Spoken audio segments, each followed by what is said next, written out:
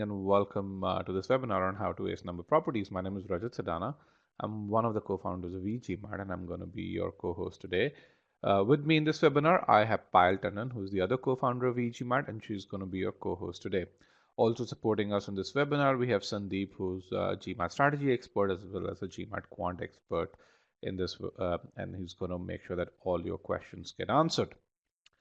The purpose of this webinar is to teach you a unified approach to AS number properties. And again, we're going to start with the very basics, then we're going to build upon those basics. And through that unified approach, we're going to demonstrate how you can solve the easiest to the most challenging questions that the test is going to throw at you. Now, to make sure that you have those basics in place, we did send a couple of video lessons your way. The video lessons were on prime numbers 1 and 2. If you've not gone through these video lessons, you can go through them. They're a part of the e-GMAT free trial. So post the webinar, you can log into the e-GMAT free trial portion and just watch these video lessons. We also have some upcoming free webinars. We have a free webinar on GMAT reading comprehension. That's next Saturday. So in about 6 days, that's on 16th of November at 7 a.m. Pacific. Then we also, in that webinar, it's specifically designed for people who are not voracious readers, but are aiming for that score of 80th percentile or higher on the test. We're going to look at how, by following some key reading strategies, you can get to those scores. Then we have a free quant workshop. So think of this quant workshop as a proctored mock test, but something that actually gives you probably 3x as many insights as a mock test would do. So in this quant workshop, you not only get to understand what your current quant score is, but you also understand what are the key areas that you need to work on, and not just from a statistical standpoint, but also from a functional standpoint as to why do you falter, where do you falter, what habits make you falter, and then you get a plan as to how can you go from what your current score is to a target score of, let's say, a Q49, Q50, or a Q51. Again, you can click on register now to register for the same. Now, given that this is a free webinar, we do ask a few leading questions so that we get to know more about this group. The one question that we ask is, when do you plan to take the test? If you've not responded to this one, please do so. The next one that we ask is, what is your target GMAT score? So that's your second question right then and there. All right, based on the data that I have so far with regards to when do people plan to take the test, what I see is that a good number of them, it's a fairly balanced group. We have a few folks who want to take the test right away, but then the biggest group over here is about 27%, the smallest group about 15%. So essentially there's no one group that overwhelms. And so the people who've just started their preparation, probably they just know the basics, and the people who've probably been preparing and practiced hundreds and hundreds of questions. So it's going to be a fun session overall. And then with regards to the target GMAT score, the biggest group over here in the 730 to 750 segment, again, the segment that we typically expect. Also a significant number of people in the 710 to 720, and as well as in the 660 to 700 group. Then a few folks for the first response to 600 to 650, and a few folks who are aiming for that 760 or higher score. With that, let me go right into the presentation pane. And once I get there, what you're going to really see is that the screen will have changed for you. What you will also see is a presentation which says number properties 2. If you can see that presentation, select yes, otherwise select no. If you can see number properties 2, quant live session, select yes.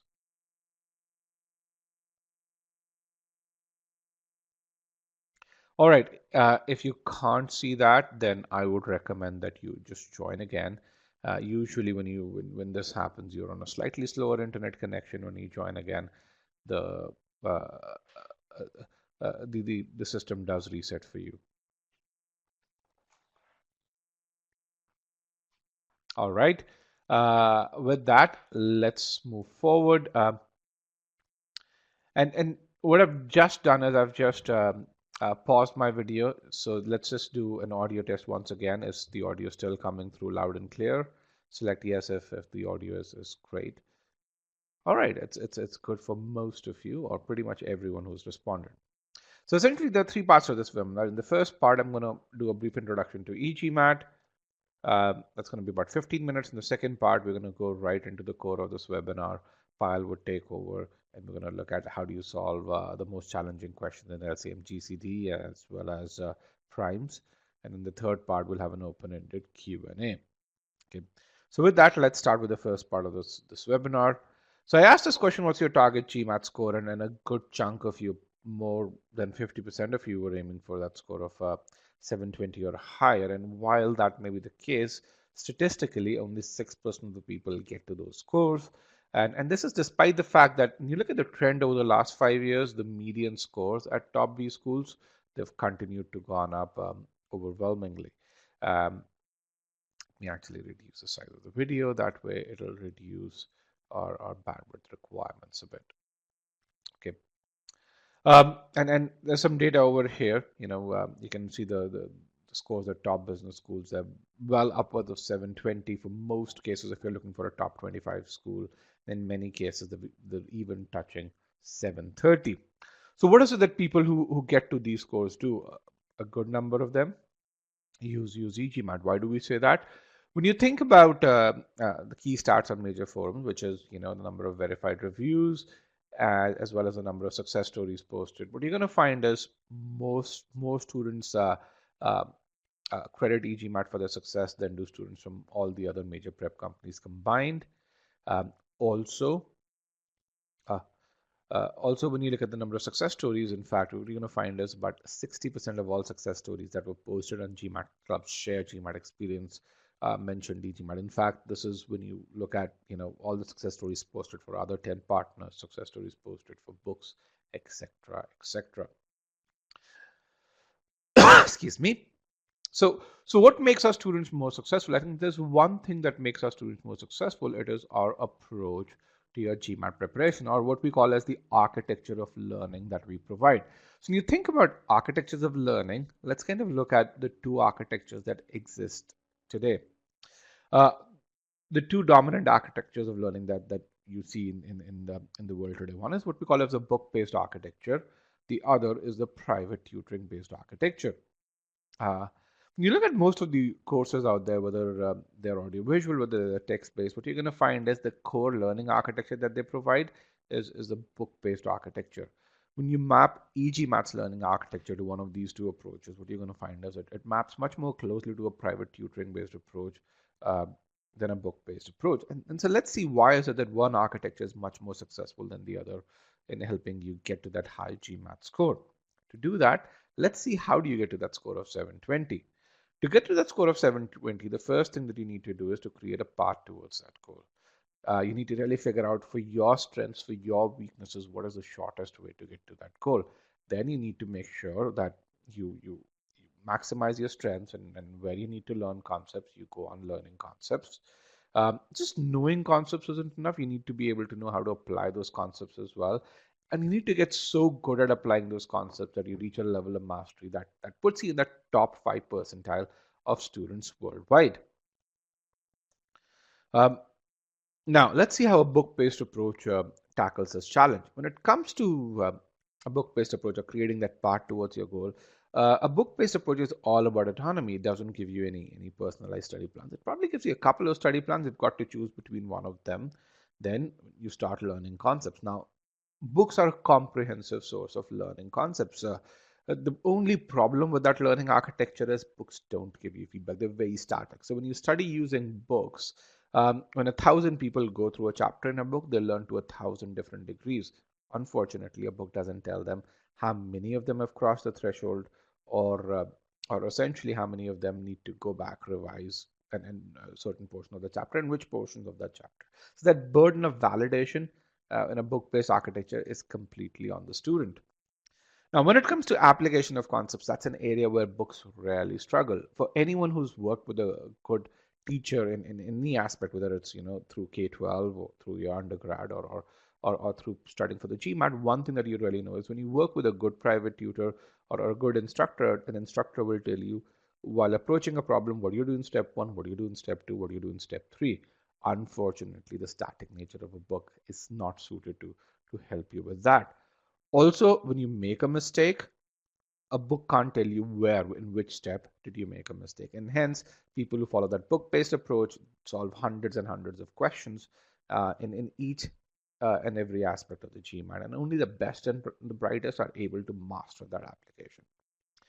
And when it comes to evaluation of mastery, people who follow a book-based approach uh, do that only by taking mock tests. And again, when you take a mock test, it tests you on a variety of topics.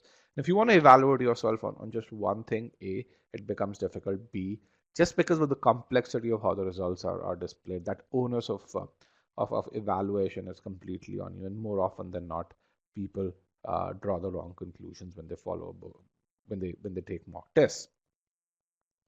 A private tutoring based approach works entirely differently. When you work with a private tutor, the first thing that a good private tutor would do is work with you to create a personalized study plan. And it'll ensure that you've allocated the right you have the right targets to begin with, and you've allocated the right amount of time to achieve those targets. I'm going to elaborate on that in a few minutes. Then a private tutor will teach you concepts, especially areas where you need to learn concepts, and constantly, yeah, he'll constantly evaluate you as to which concepts you need to still master um, and that you need to work on. After you've learned a few concepts, a good private tutor will tell you how to apply those concepts. Again, telling you while solving a problem, what do you need to do in step one, step two, and step three. And as you're solving more questions, a good private tutor will constantly evaluate your extent of mastery, giving you precise feedback on the areas that you need to work on. And once you achieve enough proficiency in an area, a good private tutor will also tell you when it's time to move from one area to the other.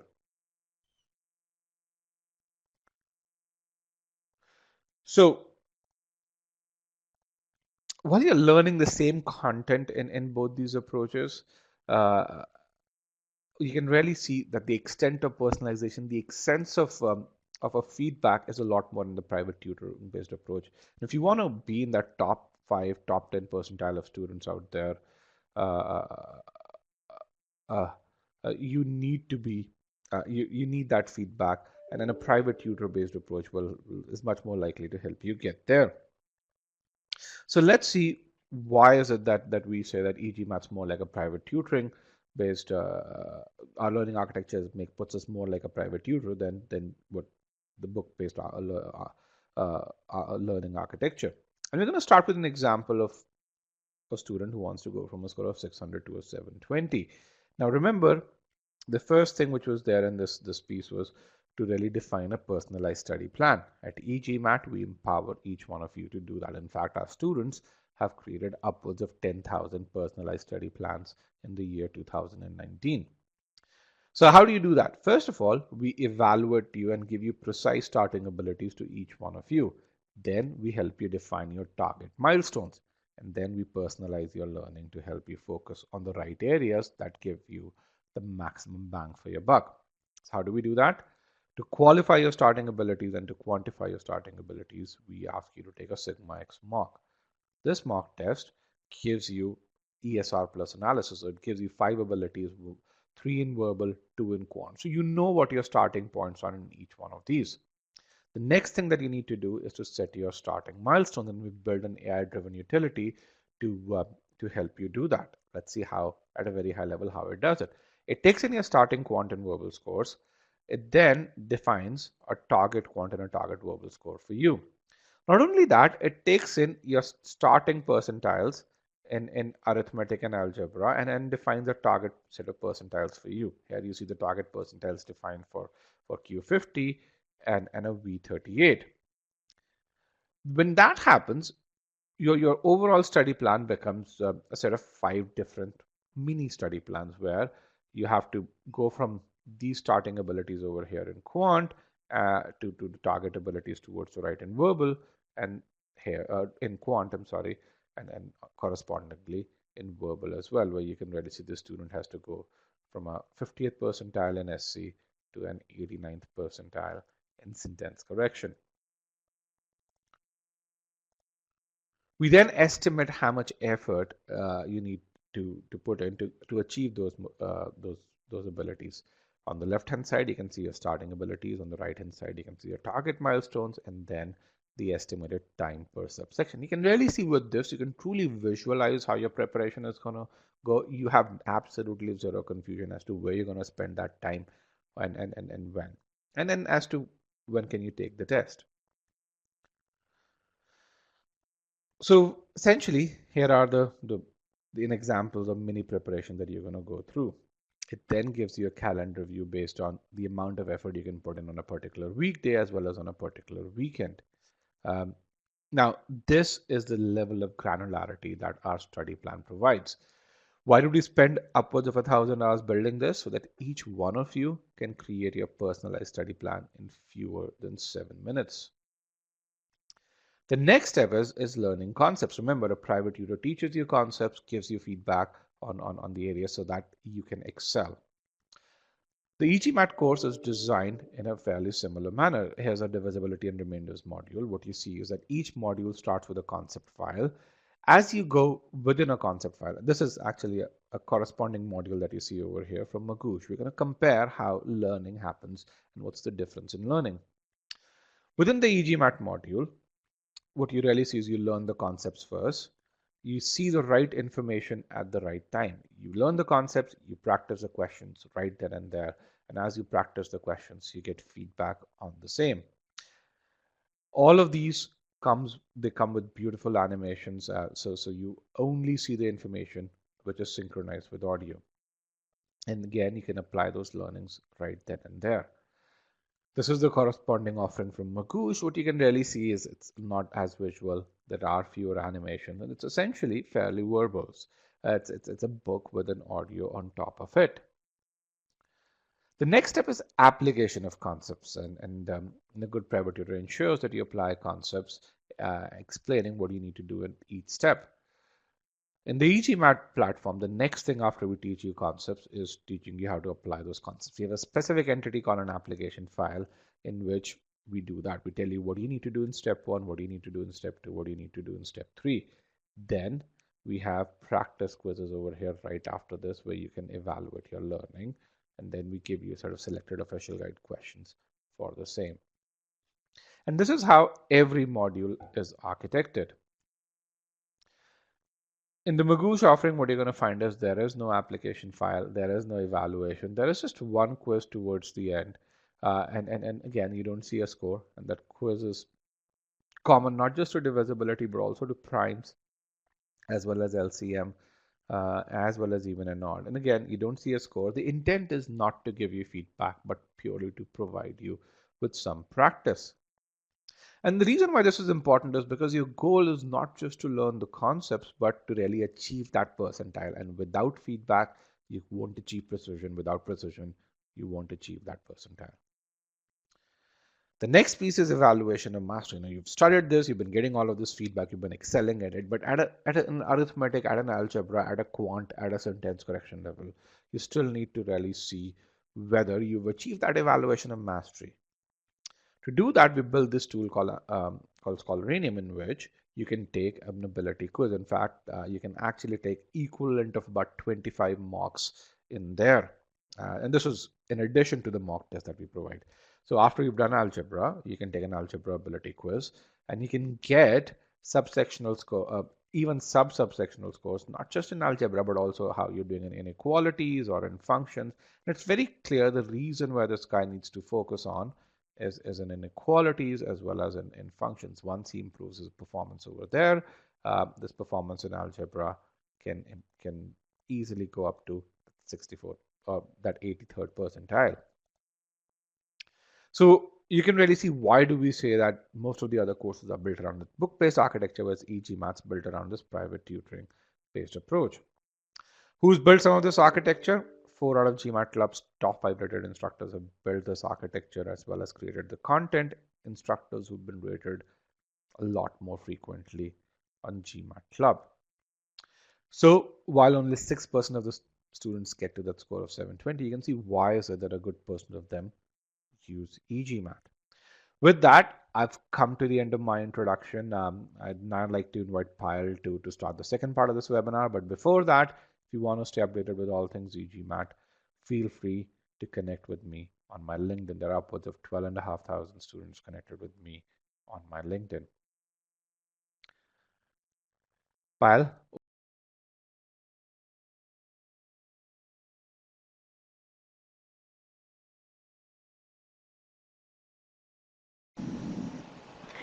Thank you, Rajat, for that wonderful introduction. Hello, everyone. My name is Payal Tandon, and I will be your host in this part of the webinar.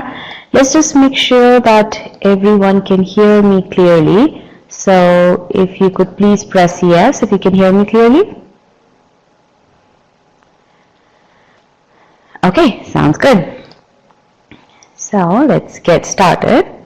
What we're going to do in this webinar is, as Rajat has already explained, we explain to you what is that sure shot method that you should be using to solve any kind of number properties questions. Actually, not and the scope of this is not just limited to number properties. It applies all across to all of quant. Okay, so.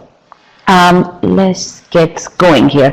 So what we're going to do is we're going to help you understand, first of all, what is your skill level in terms of your understanding of the basics when it comes to number properties. And in this session, we are taking up an example of a limited set of concepts pertaining to divisibility and remainders. And what we're going to do is we're going to explain to you how important it is for you to understand the basics to not just 100% but to 200% level in order for you to be able to solve questions that are 700 plus level. Okay, so the kind of understanding that you need to have of all the concepts, we're going to tell you the extent of understanding that you need to have of all those concepts, and then we're going to explain to you how is it that you can utilize those concepts in order to solve the questions that are going to be posed to you on the GMAT, okay, so that you can answer those questions correctly and get to that high GMAT score, okay. So how we're going to do this is the progression is going to be, I'm going to first test you on data sufficiency questions that are 700 level questions, and that is we're just going to solve those questions, okay. And again, I'm going to be showing you these questions, you'll solve those questions, and then towards the end we're going to discuss those questions in detail. The idea is to first expose you to the kind of difficulty level questions that you need to be able to answer in order to get to that Q49, Q50, okay. That's what we'll do. Then we'll start from our very basics, and I'm going to give you questions to gauge your conceptual understanding, the extent of your conceptual understanding in the realm of divisibility and remainders. Then we're going to show some problem solving questions. We're going to solve those questions together. These are going to be easier problem solving questions, and then we'll slowly move to more difficult problem solving questions, and then towards the end we're going to bring up these three data sufficiency questions back up again to show you how you should have solved these questions. In fact, based on how the reception has been, how people have reacted to this session, what happens is that your accuracy is pretty low up front when you're solving these questions here, but then as you get acquainted with, let me just get my pen here, as you get acquainted with these concepts, your accuracy actually improves in these questions when you come and attempt these questions. So that is what I'm going to show to you. That is what we are going to experience together, so that you understand the whole basis of why is it that you need to have that strong understanding of basics and a very, very strong approach. So both of those are very, very critical. Okay, it's very strong basics and very strong approach. So that's what we're going to talk about in this session. All right. So before I go into the details of these questions, let's just get some level of understanding of where you're at with your quant prep. So tell me, what is the most difficult thing in quant that you're experiencing right now?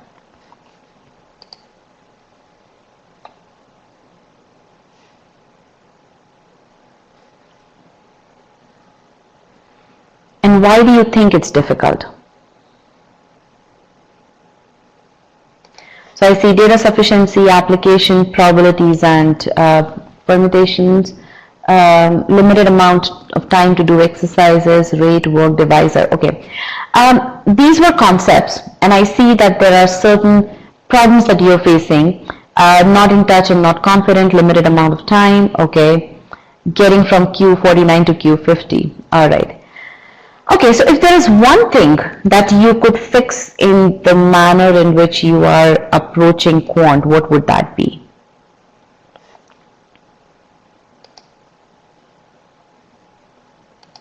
If there's one thing that you could fix, what would that be? What do you think right now? What is it that you need to fix? Pause and understand more. What else? Basics, application and basics, clarity between permutations and combination, basics, substituting formulas, okay, structured approach, okay, good, process errors. All right, sounds good. So let's get going with the first three questions and give these questions your best shot. Okay, and again, we will be talking about these questions again towards the end. So, and as you're solving these questions, these three questions, I want you to also probably make a note of what are the various steps that you're following here, so that when we come back to these questions and discuss them in detail towards the end, you can do that assessment of which step did you not do which step of the process did you falter at, or what kind of concept were you not able to apply. Okay, so that kind of strategic review is going to be very critical for you in this session, as well as in all of the practice sessions that you do from this point on. So I want you to get in the habit of doing that. Okay, so make a note of all your process steps as you're solving the questions right now up front, and then so that you have them ready for comparison when we review the solutions in detail later on. Okay, all right, so let's get going here. Now what we're going to do is, I usually don't time you for the questions. What I do is, I give you, so I ask all of you to click on still solving, and when about, so everybody should click on still solving here. When about 50% of the class has already selected the responses, I then give you either a 30-second warning or a 1-minute warning, depending upon the complexity level of the question. Okay, so I'm not putting a time constraint on you as you know, one minute, 2 minutes, or 1.5 minutes. I'm letting the class decide how much time it needs as an entity together to solve the question. Okay, as an entity on its own. All right, let's get some more people to click on still solving. I have about 102 people in this session. So let's get some more people over here. Let's get this number to at least 50. And again, you will get in the habit of clicking the still solving as you answer the questions in this session. All right, so here you go. Go ahead, question number 8.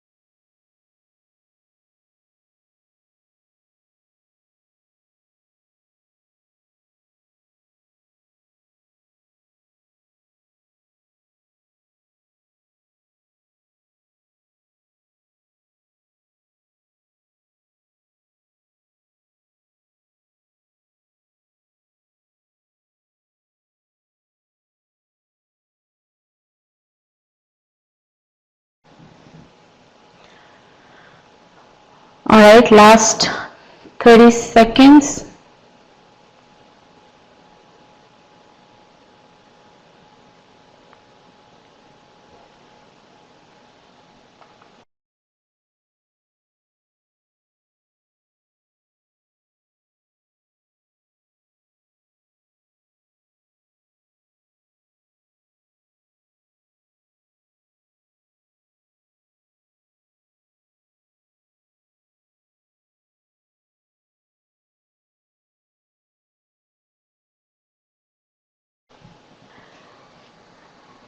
Okay, I'm going to end the poll now. And I'm going to bring the poll for question number 9.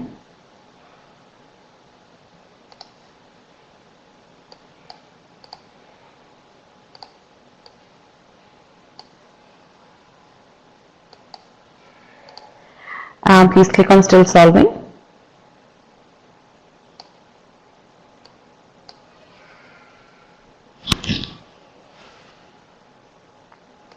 Alright, here is question number 9.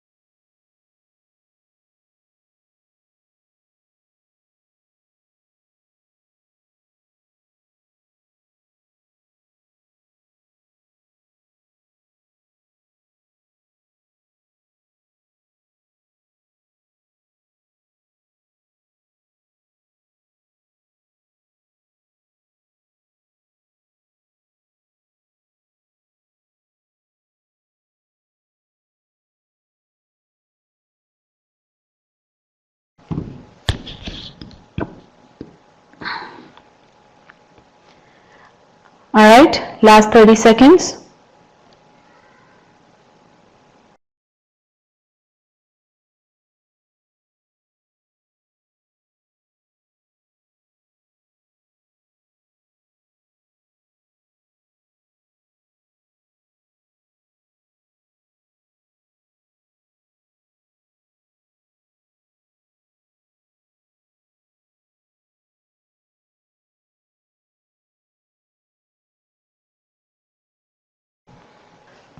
Alright, I'm going to end the poll now.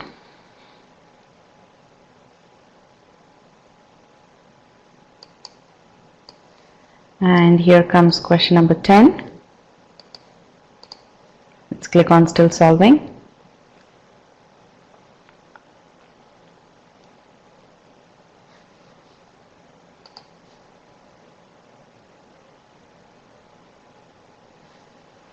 Alright, here you go.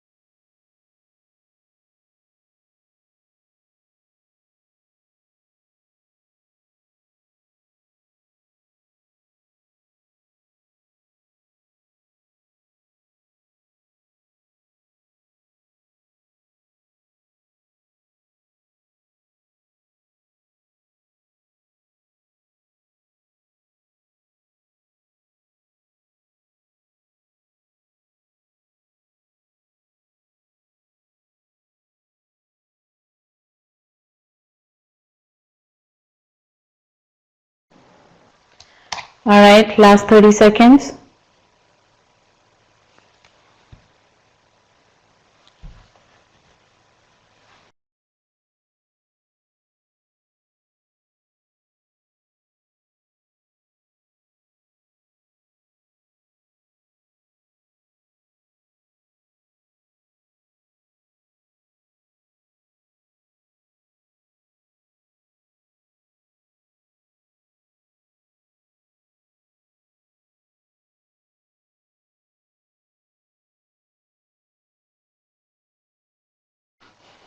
All right, I'm going to end the poll now.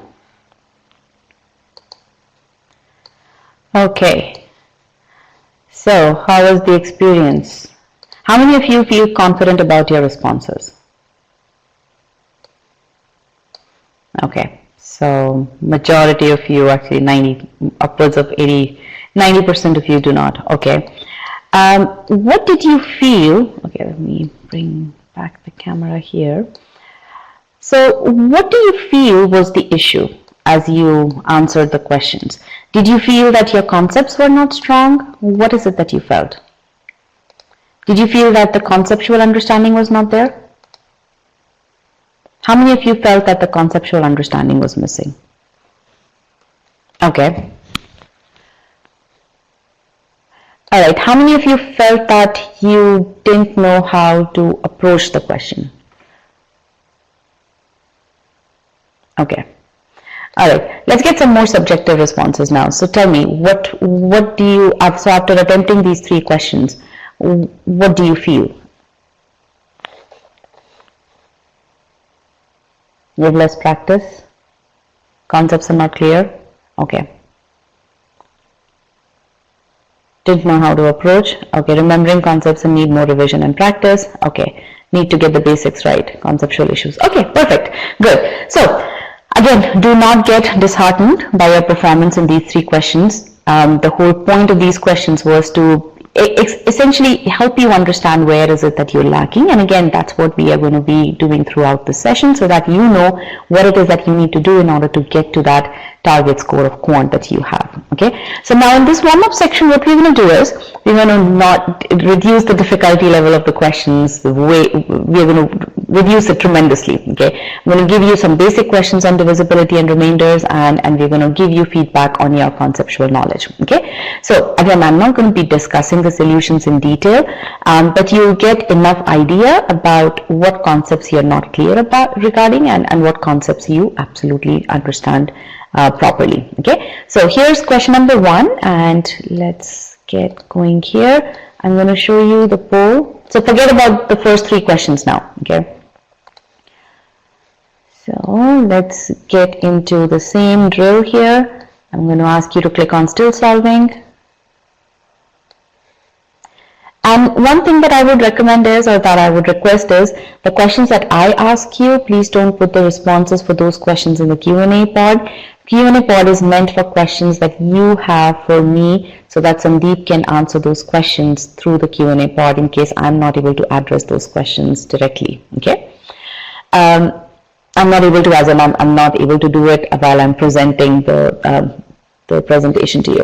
All right, so let's get going here. Here's warm-up question 1. Go ahead and solve this question.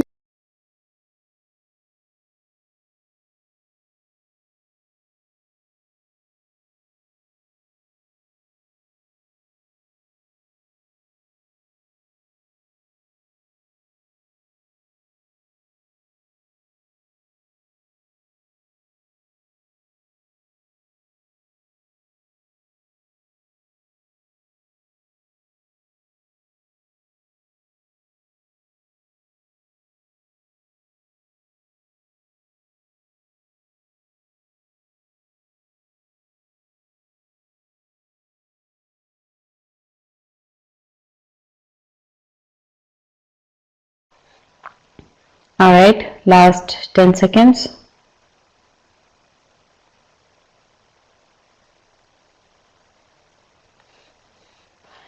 Okay, I'm going to end the poll now. So this is a rather straightforward question. What we have been asked is that Z is a 3-digit number, that's what we've been told, whose digits are consecutive numbers. Now, what do you do with that information?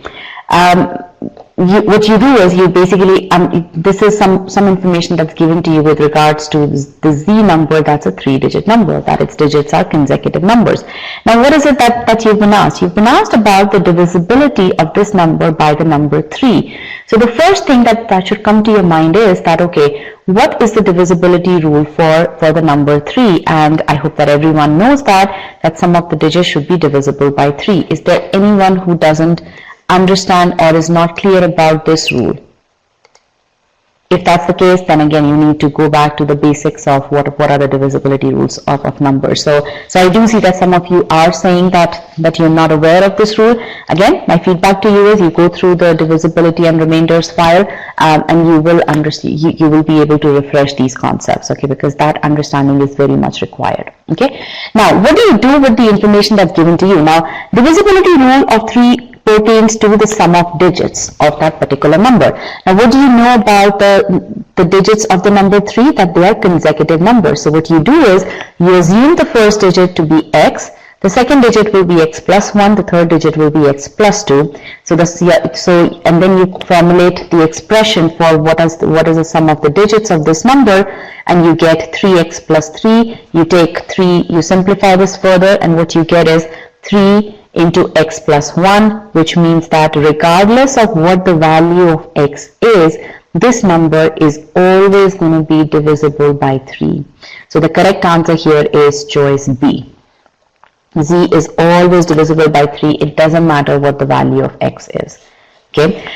Now, this question was answered correctly by 72% of the class. There were some of you who were not able to solve. I'm guessing you are the one. These 4 people are the ones who didn't know what the divisibility rule of 3 is. Again, that's okay. Go back and revise these concepts. Now, for those of you who selected choice A, if you know the divisibility rule of the number 3, then where you're faltering is how do you apply that concept? And this is not even a very high order application. This is a very straightforward application. Given what the information is given to you, given the conceptual understanding that you have, how do you combine these two bits of information and you come up with the approach to solve the question, which is that you need to assume the numbers x and then x plus 1, x plus 2. Okay, so again, approach needs to be very central, very central, based on very solid, based on what's given to you and what conceptual understanding you have with regards to the divisibility of number 3. Okay, all right, so now let's go to our second question. Our second question is with regards to divisibility with the number 4. So I'm going to ask all of you to click on still solving.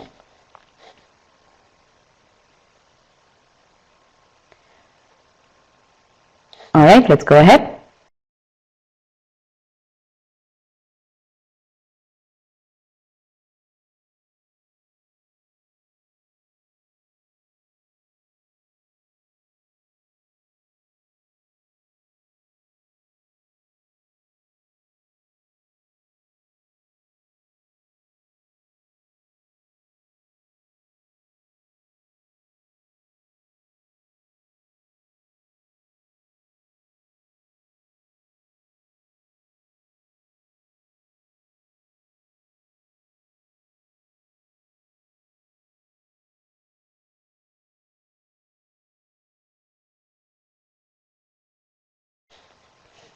All right, last few seconds.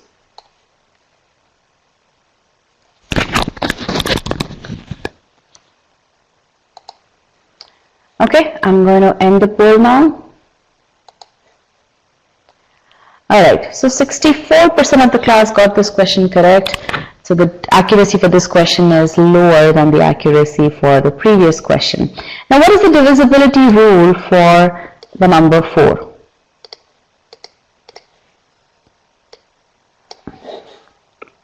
What's the divisibility rule for number 4? Last 2 digits should be divisible by 4.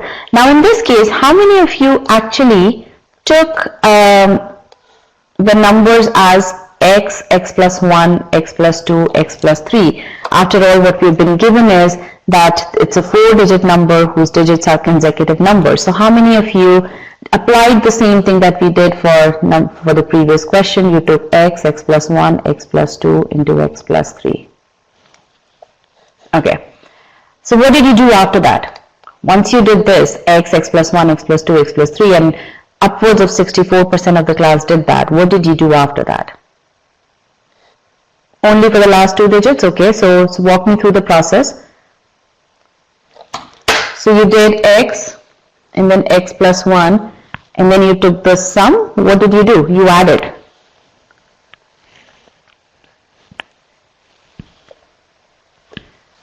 You saw that it didn't work, and then you tried with something else.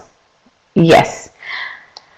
Right, so the key thing over here is that your approach needs to be, as I said, your approach needs to be based on how you work out the problem needs to be based on what information is given and what it is that you've been asked.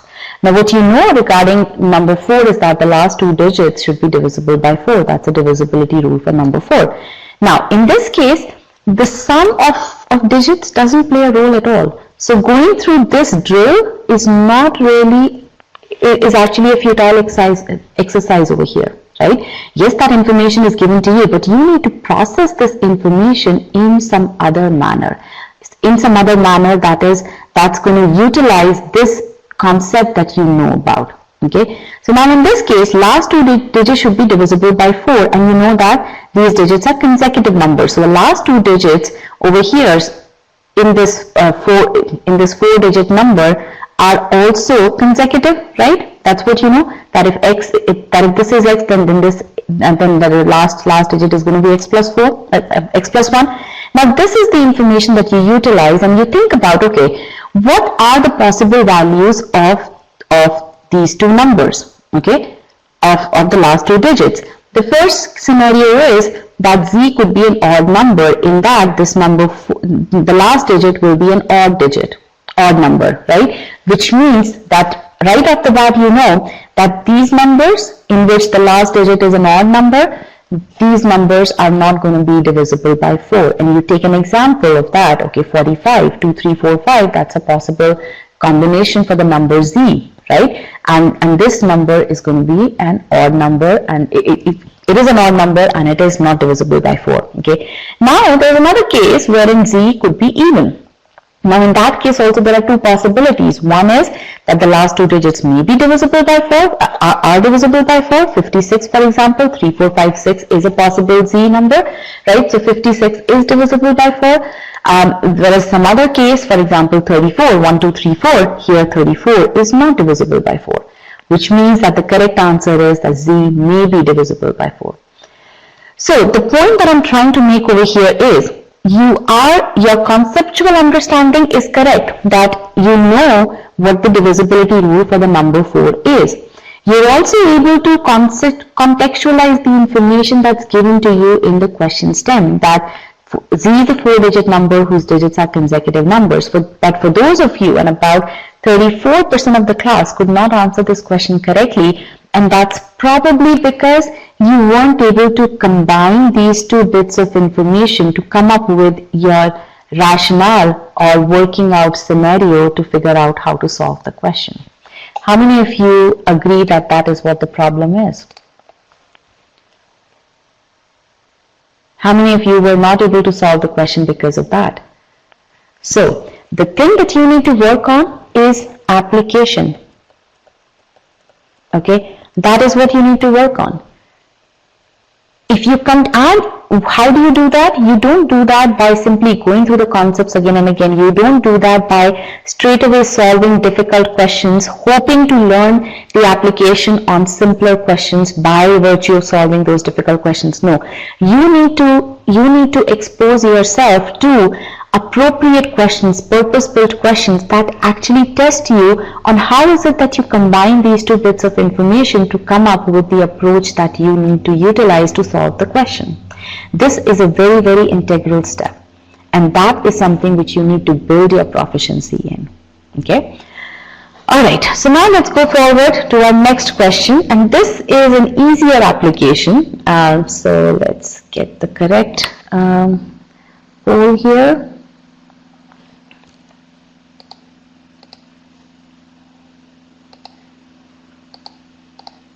Here you go. Let's click on still solving. Okay. Here's question number 3. Go ahead and solve it.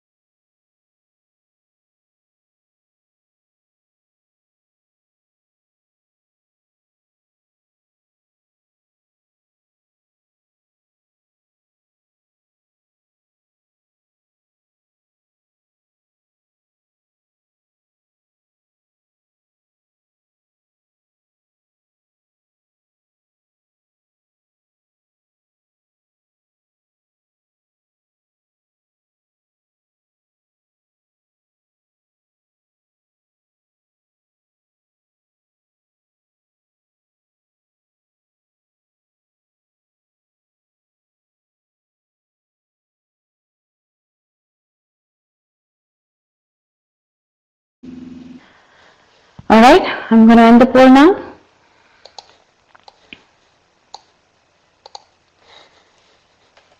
Now this is a rather straightforward question. So here, what is the number closest to this number that is a multiple of 8? Now here you are going to apply your divisibility rule of 8, your understanding of that, and here there should be last 3 digits should be divisible by 8. And then you take a look at, okay, what are the last 3 digits here? 8, 9, 7. And then you figure out, okay, 8, 9, 7, remainder 8 is 1, which means that the closest number will be the one that's ending in 896. Okay, so the correct answer is choice C. Alright. Okay, now let's come to question number 4 here.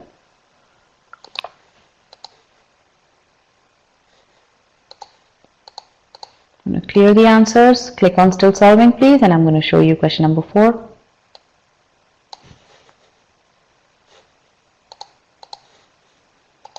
Go ahead, solve the question.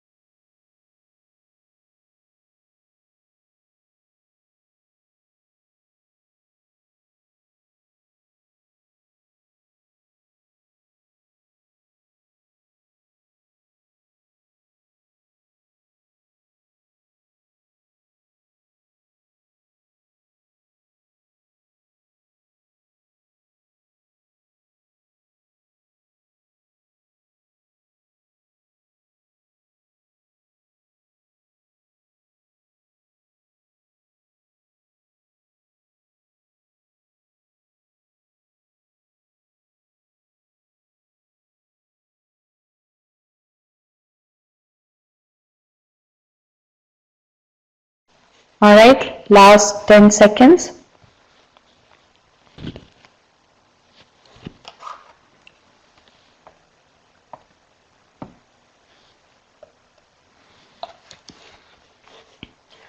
Okay, I'm going to end the poll now. So 67% of the class got the question correct. The correct answer is choice D. Okay. Now the question that I'm going to ask you is, what process did you use? How many of you calculated this? How many of you simply did the calculation?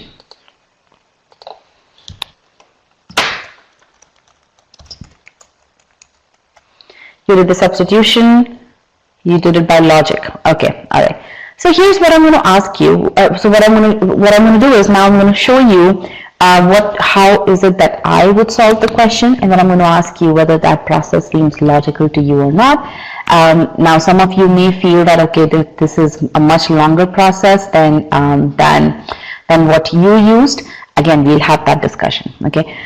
So in this case, what's given to us is that if a number n, so what we need to find out is that if a number n leaves a remainder 3 when divided by 2 or 4, what is the remainder when n is divided by 4? And this is where we apply our conceptual understanding of the dividend remainder equation. And what we say is that, what do we need to find out? What is the remainder when n is divided by 4? So we translate this in the form of this equation. And what we get is that n is equal to 4p plus r, where p is the quotient and r is the remainder and 4 is the divisor here, right? So this is what we arrive at.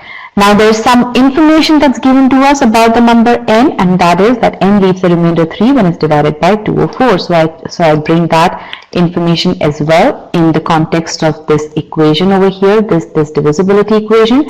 What I get is n is equal to 204q plus 3. Now, one more thing that's very important is remainder is always less than the divisor. So whenever you're writing your divisibility equation like this, you should always write down the constraint that is put on the remainder, which is that r is always less than 4. Okay, that's very, very important. Now, what do I have? I have n is equal to 204q plus 3. I have n is equal to 4p plus r. What do I have to find out? I have to find out the value of r. Now, if you think about it, these are the two equations, right? Equation number 1, equation number 2. Look at the term on the left hand side, n. Here also the term on the left hand side is n. Look at the second term here. It is some number that is 204q. Over here, this is 4p, right? And then you have 3, which is not divisible by 204q, and r, which is not divisible by 4, right? Now, what you have to see is, you have to see how is it that can you express this equation over here in the form of this equation such that you get the value of r. What does that mean? That means that can you express this number in the form of 4p so that the number that's left behind is actually r. That is how you have to translate what processing you need to do, and sure enough you can. 204q is actually a multiple of 4, right? How are you reading this? This is a multiple of 4. 4p is a multiple of 4. So 204q can also be written as a multiple of 4, which means that what is left behind is just 3, and that is what the remainder is.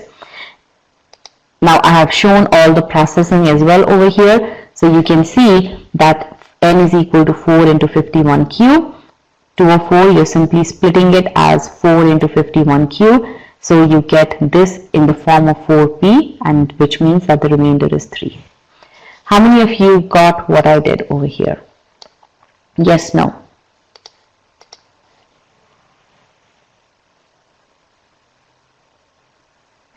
Okay, some of you didn't get what I did, didn't understand what I'm doing here. Okay, let me explain this to you again. Let's erase all of this stuff. Just give me 1 second here.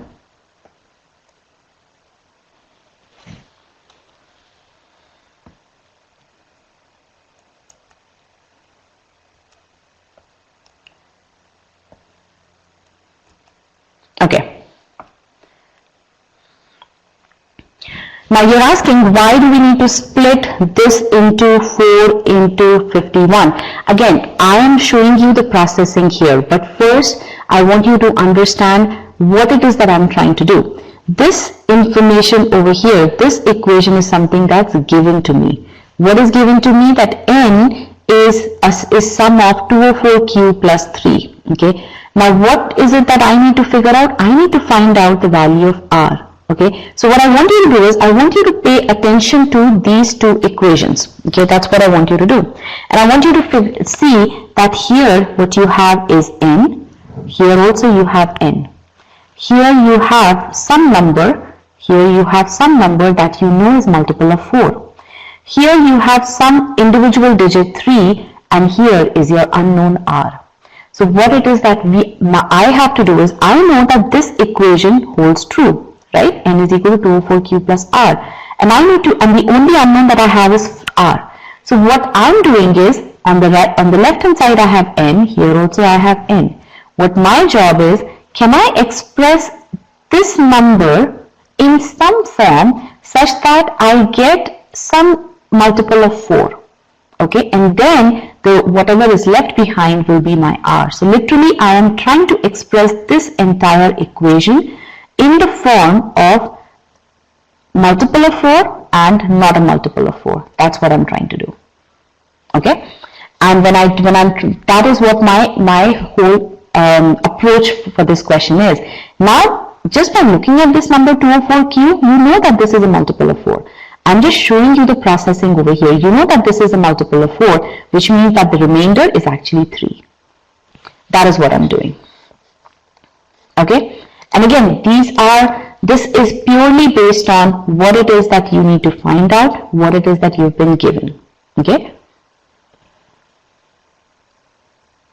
Okay. Now, how many of you got this part?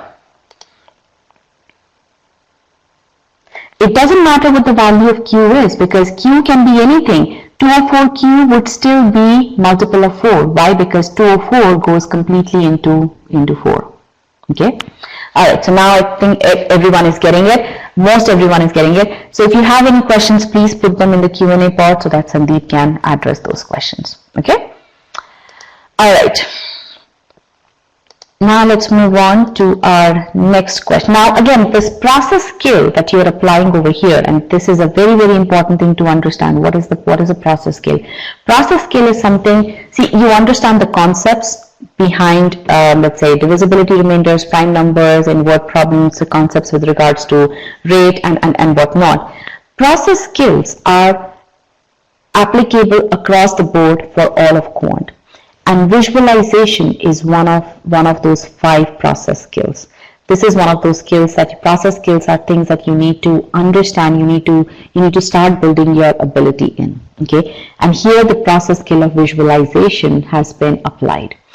Why am I saying that it's visualization? Because you have to put into context the information that's given to you and what is needed. Okay, and before you even start processing that information, you have to pause and you have to visualize, okay, what is it that I'm trying to do? Okay, over here what we did was, I'm trying to see if I can express this given equation in form of 2 terms, one that's multiple of 4, the other that's not multiple of 4. Once I do that visualization, that's when I then start to do the processing. Okay.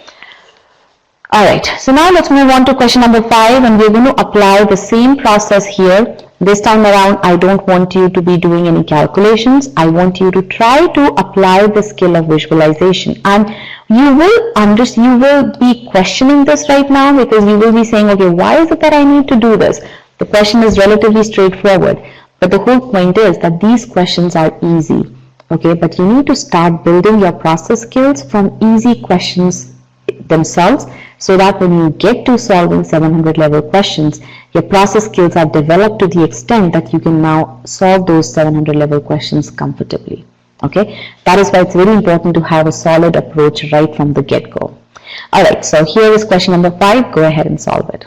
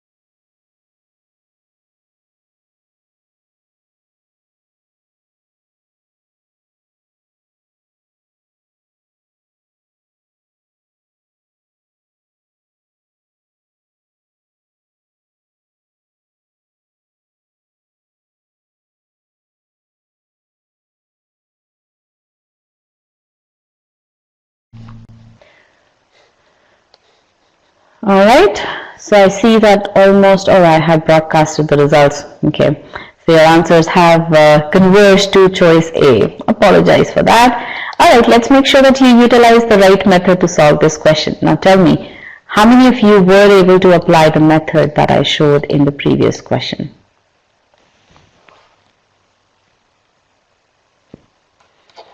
Yes, okay. Any comments about the method? I'm going to walk you through the method real quick. What has been given to us is that what we've been asked to find out is n, what is the remainder when n is divided by 5? What do we know about n? That n leaves the remainder 6 when it's divided by 205. Now I simply compare these two. What I get is that I'm applying the process skill of visualization. I see that 205q, again, without even doing anything over here, I see 205q is divisible by 5. Essentially, this is the term which is divisible by 5, which is of the form 5b. So I don't really need to do much about this term, which means the remaining 6 is what my remainder is. Now, is the remainder 6? Yes or no? Is the remainder 6? No. Why is the remainder not 6? Why is the remainder not 6?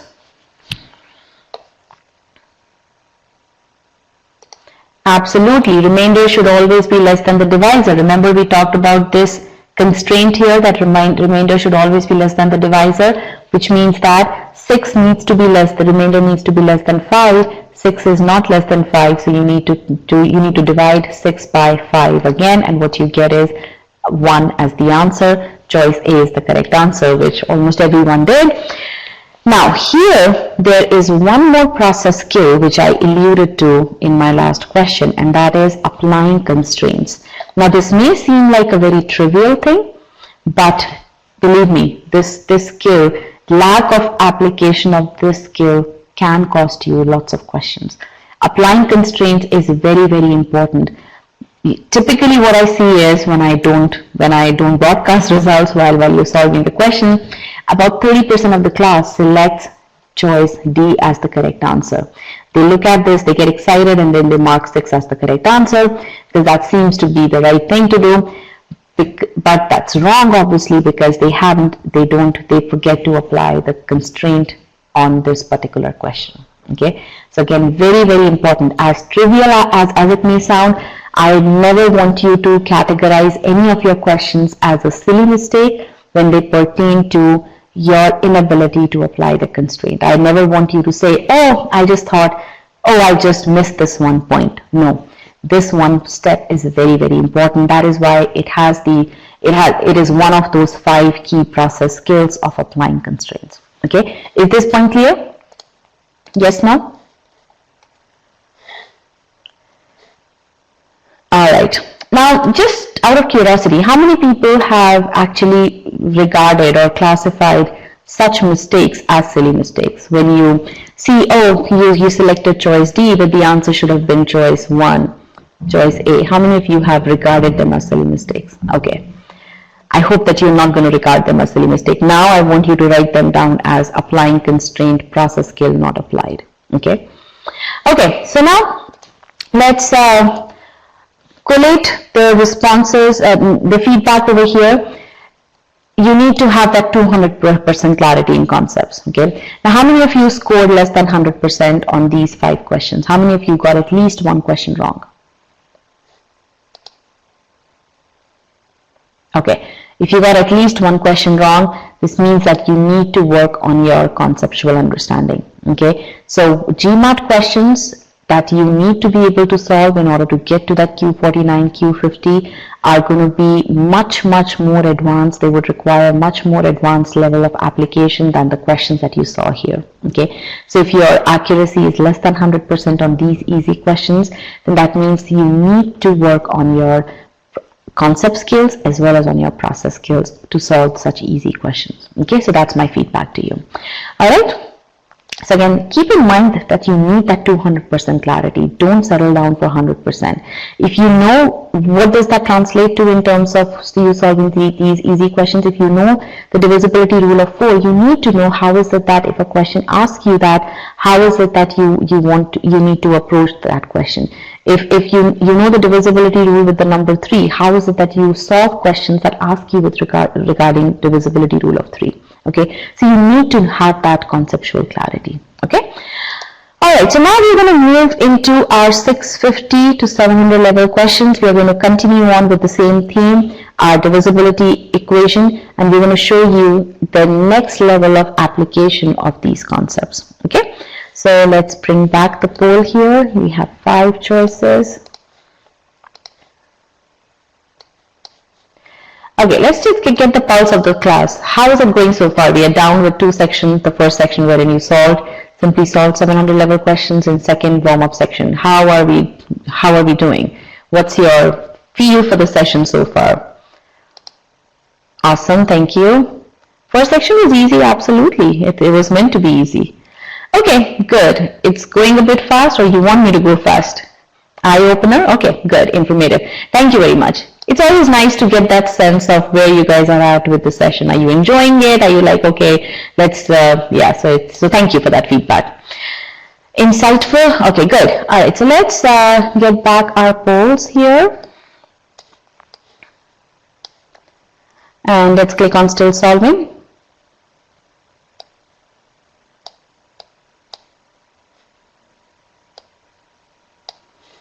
Okay.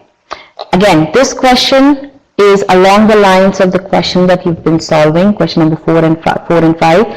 So try applying that same principle here, that same process skill of visualization. Before you start doing any manipulation or any calculation, just observe the 2 equations and see what it is that you can do to get to the answer. Okay. All right. So, and do not resort to simply doing calculations, because that you can calculate and get the answer to this question, yes, but our goal is to be able to solve those 700 level questions. Okay, so try applying the process skill of visualization. All right, so I'm going to quiet myself now and go ahead and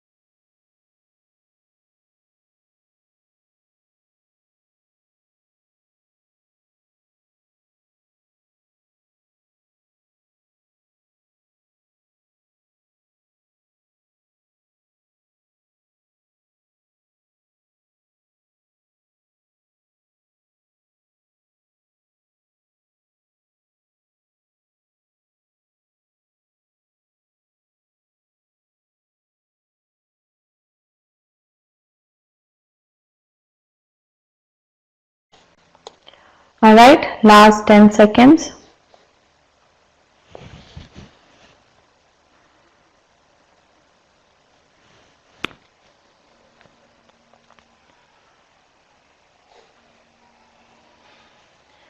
All right, I'm going to end the poll. I need to get better about not broadcasting the results. Apologize for that, and thank you for the person who told me about that. So all right, choice C has been selected by almost all of you, or 73% of the class. So let's solve the question. How many of you solved this question by simply doing the calculation? Yes, no. Yes, if you did the calculation. No, if you followed the process which we showed you earlier.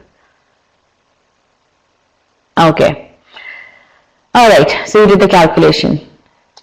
What calculation did you use? So what was the approach that you used to solve this? Did you do m is equal to 8.2 times 30 and then you calculated m, and then you solved it using what's the, yeah, so did you find the value of m first and then, yeah, find the value of m first and then you did it. Okay.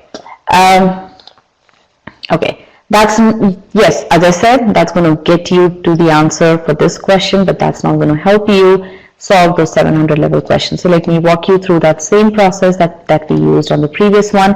We're going to continue to enhance our process skill of visualization. Okay, m divided by 30 is equal to 8.2. What I do is m is equal to 30 times 8.2. Now I know this equation gives me the value of m. I know that I have m over here and I need to find out r. So essentially, from this equation, what my goal is, I need to express this equation in terms of multiple of 15 plus another term that is not a multiple of 15. That is what I want to do. One term out of this needs to be multiple of 15. The other term over here should not be a multiple of 15. That's what my goal is. Now, how do I go about accomplishing that goal? I open up my parentheses, and let me get rid of this stuff here so that you can see the slide properly. So I open this up, 30 times 8 plus 30 times 0.2. Okay, and then I collect the terms which I believe will be, which I know are multiple of 15, right? So 30 times 8 plus 30 times 0.2, 30 times 0.2 is nothing but 6, okay? Right, 30 times 0.2 has been simplified as, has been calculated as 6. 30 times 8 is nothing but 15 times 2 times 8, right? So I'm simply writing 30 as 15 times 2. So I have this term as 15. So one of my terms is multiple of 15. The other term is not a multiple of 15, which means that my remainder term is 6. Now 6 is less than 15, so correct. My correct answer is choice C. Okay. Now I do see that some of you did apply the method which I have explained earlier, so that is good, but then there are some of you who did not. Now quite a few of you who did not. Now tell me, why is this method complicated? Does this, first of all, does this method make sense to you? Yes, no?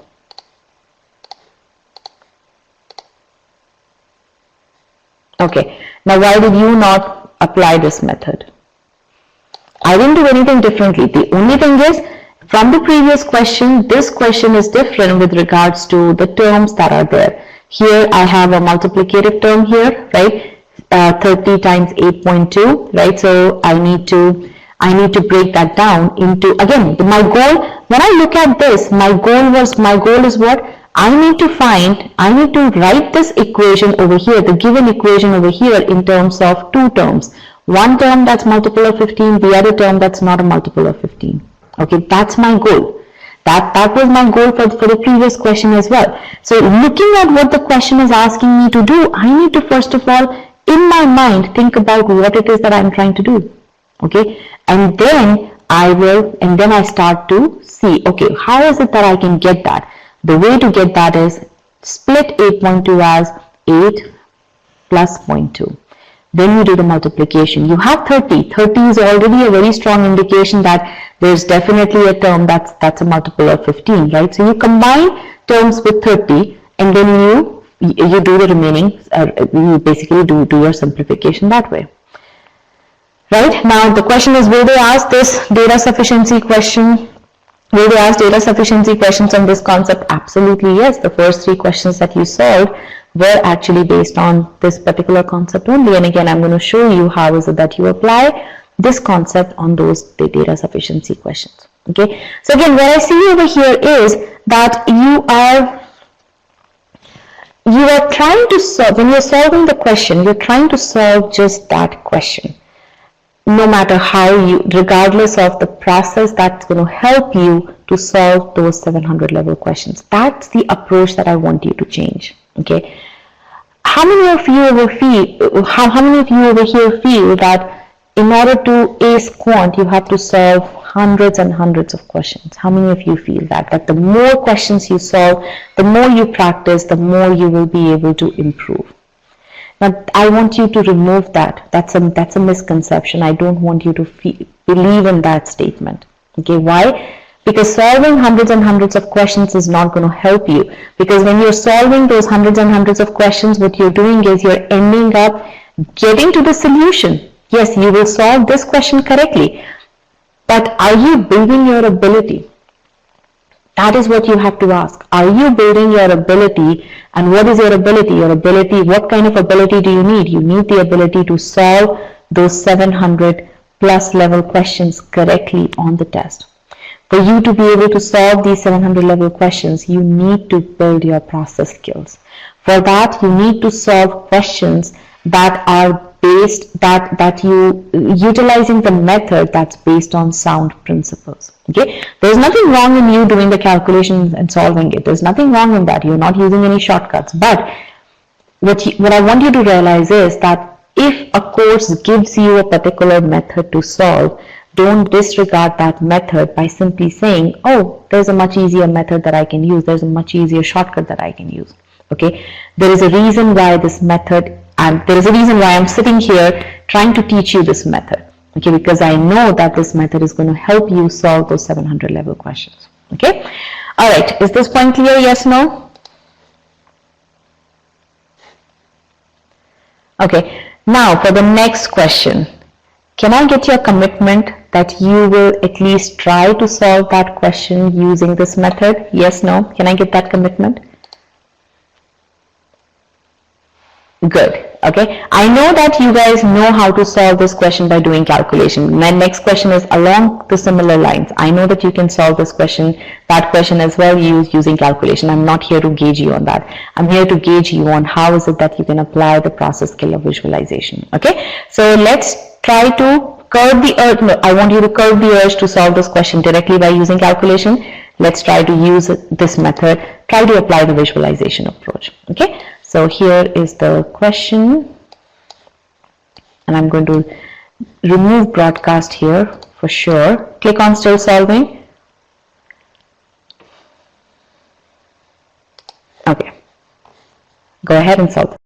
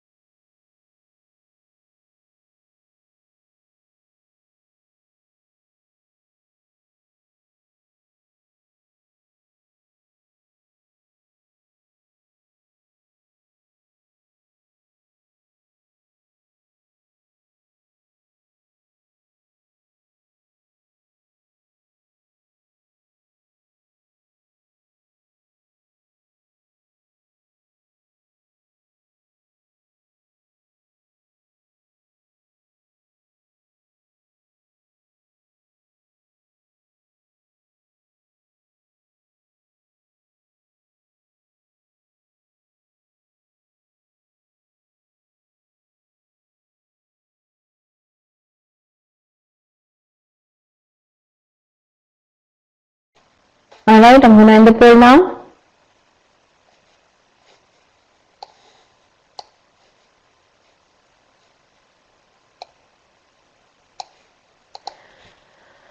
Alright, 83% of the class got, 81% of the class got this question correct. Okay, so tell me, were you able to apply the process that we have been talking about? Yes, no? Good. Any comments about the process? How did you feel when you applied that visualization skill?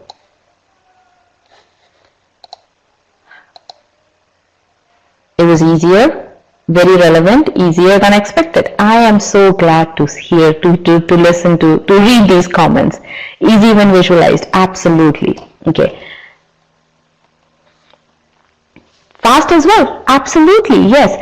But again, I want you to think about what your impression of this process was or this approach was just a couple of minutes back. You felt that, okay, why should I do this? Okay, but now what you're realizing is that once you understand what it is that you need to do, things start to become easy. So you actually need to be able to, you need to be told that, you need to be taught that.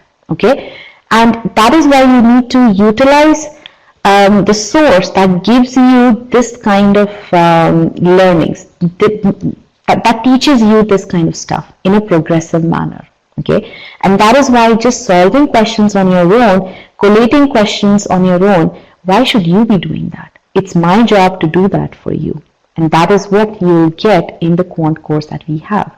Okay, properly collated questions that teach you the approach. Okay, you're not, if this question is there in the course, you're not going to be seeing the solution in the manner of calculating m, right? You're going to be seeing the solution that applies that process skill of visualization. Okay, so good. I'm so glad that you're realizing the importance of this. All right, so real quick, what my goal is to express one of these terms as multiple of 30, the other term not a multiple of 30. That's what my goal is, right? When I take a look at my question statement here.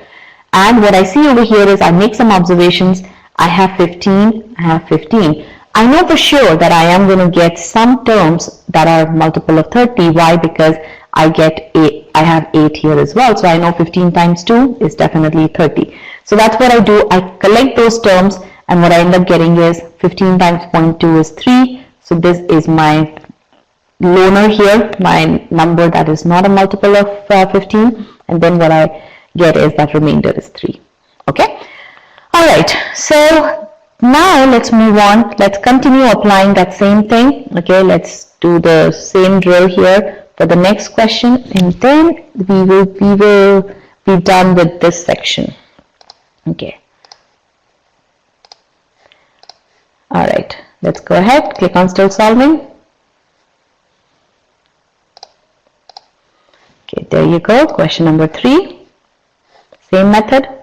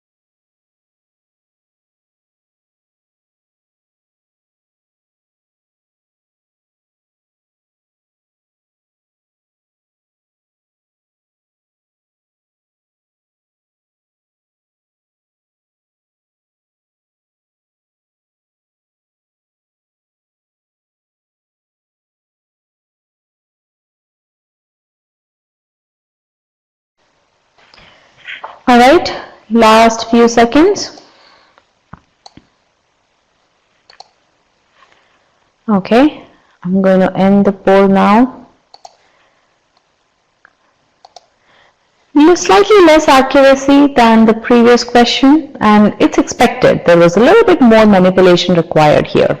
So I'll walk you through the solution here. The correct answer is choice E, which about 60% of you got correct. So 60% of you answered the question correctly. So let's walk you through the solution here. Again, m is divided by 30. That is, so you need one term that's a multiple of 30, the other term that's not a multiple of 30, and what you have is 15 times 9.2. So you need to open up the parentheses here, 15 times 9 plus 15 times 0.2, and you need to, now here is where you need to do a little bit more processing. Why? Because 9, so you need 30 here, which means that you need 15 times, you need at least 1 2, right? 15 times 2 is 30, which means that 9 needs to be broken up a little bit more in terms of 8 plus 1. Okay, so you're doing some manipulation here. That's what you're doing. You have visualized and you have figured out what it is that you need from here, but in order to carry that further, you need to do some manipulation. So what are you doing? 15 times 8 plus 1. Now you are breaking that apart again, and what you're doing is 15 times 8 plus 15 times 1 plus 3. Now this term is definitely multiple of 30. This term is not multiple of 30. This term is not multiple of 30. So these two terms combined give you the remainder 18. This term is multiple of 30. Okay, so that's how you solve it. Any doubts over here in terms of the processing? As I said, this one required a little bit more processing, but again, the fundamental principle remains the same. You need one term as multiple of 30, the other term not. You observe this and you say, okay, I need to get some even number out over here. So you process n9 as 8 plus 1, and then you carry forward with the process. Okay, so putting it all together, we are applying this process killer visualization. What we showed you was progressively increasing degree of difficulty. In the first one, it was relatively straightforward. In the next one, there was a bit more manipulation required. In the third one, there was one additional step of manipulation that was required. Okay. The key thing is, if you are solving questions, keeping in mind keeping in mind that you need to ultimately build your process skill so that you can solve 700 level questions, you will be able to then properly build that process skill. Okay, now let's move on to our next level of next understanding over here. Now this is where I'm going to ask you certain questions. Not that I haven't been asking you questions till now. What is the remainder when 31 plus 43 is divided by 7? I'm going to show you two approaches. Okay, the answer is 4. The first approach is wherein you add the two numbers 31 and 43 and you divide those numbers to find the divide the sum by the divisor 7 over here, and then you find the remainder. The second one is that you find the remainder of the individual terms first and then you add the remainders. Now, which approach will you use to solve this question? Press 1 if you use sequence 1. Press 2 if you use, press no if you will use sequence 2. Now the answer here is, it could be either. Okay, you can use either of the two approaches. You have to, for bigger numbers, I would rather you utilize sequence 2. For smaller numbers, I would rather utilize sequence 1. It really depends on you. Okay, but if we change the question and instead of plus, if we say multiply 31 times 43 divided by 7, what is the remainder? How is it that you would now, what is the sequence that you will utilize? Look at the solutions that you see. Okay, sequence 1, you are multiplying both the terms and then you are taking dividing that by 7. Sequence 2, you are first dividing, finding the remainder, and then you are multiplying the remainder. Absolutely, you will utilize sequence 2. Okay, there is no doubts about that. Now, how many of you are thinking, how is it that we can multiply or add remainders? How many of you are wondering about that? There are some of you who are wondering about that. So I'll walk you through that. Again, I'm not going to go into complete detail for that. For that, I'm going to be sharing this PDF with you. So you should go back after the session, look through the slide, work it out on your own. When you work it out on your own, you will be able to see that you can add and multiply remainders. Okay. So here's the processing that I've shown to you. And again, it's the application of this divisibility equation. 31 is 7 times 4 plus 3, 43 7 times 6 plus 1, and then if you are adding them, you're adding the left hand side and the right hand side. Again, do the processing on your own. We collect the like terms, and then we are able to see that you can add remainders. Same thing applies to multiplication as well. Okay, so after this session, when you're taking a look at revising this session, please make sure that you work these two problems out on your own so that you can see for yourself why remainders can be added and multiplied depending upon the problem given to you. Okay, all right. So for now, let's carry forward in this session, keeping in mind that if you have to find the remainder of sum of two numbers, then you can simply find add the remainders of the individual terms. If you have to find the remainder when product of two numbers is divided by another number, then you can actually multiply the individual remainders. Okay, just keep that in mind. So with that in mind, let's solve this question. Again, 5 choices here.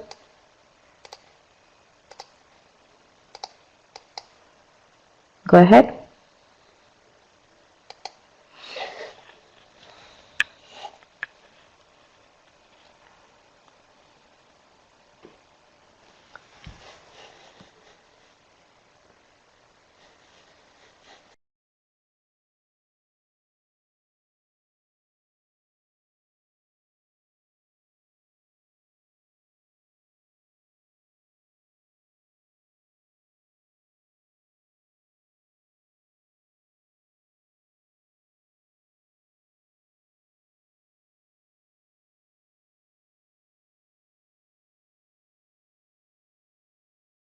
All right, last few seconds.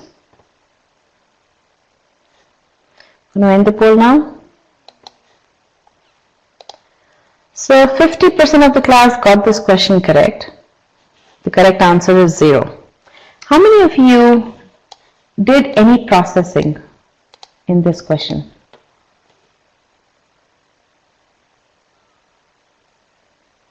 Okay.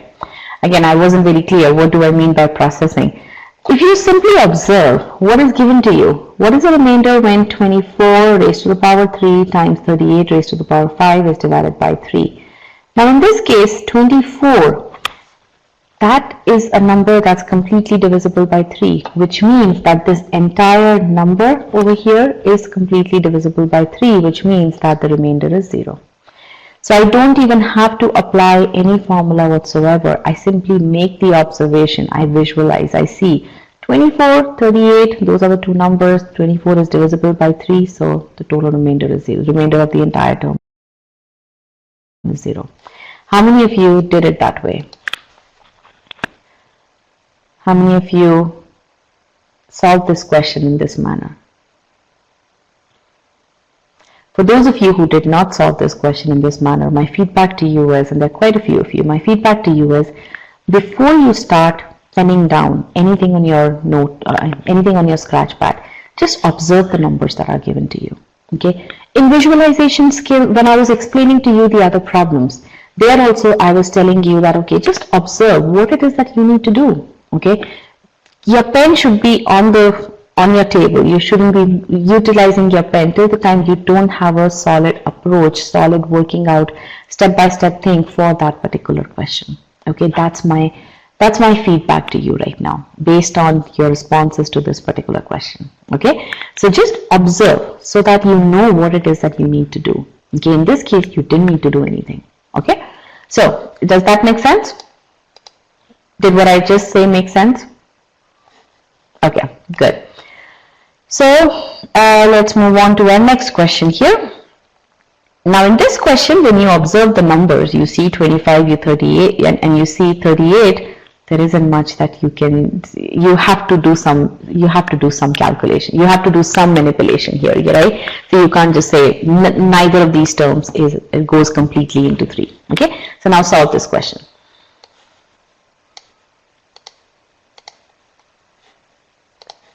Go ahead.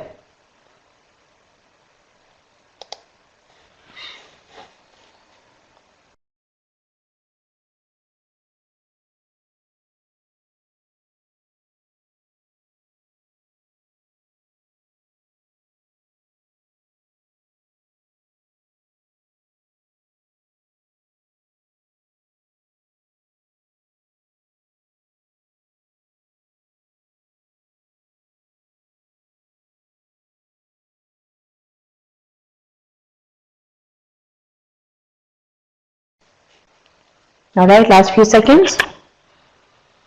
Your pace of answering questions has improved. That's good.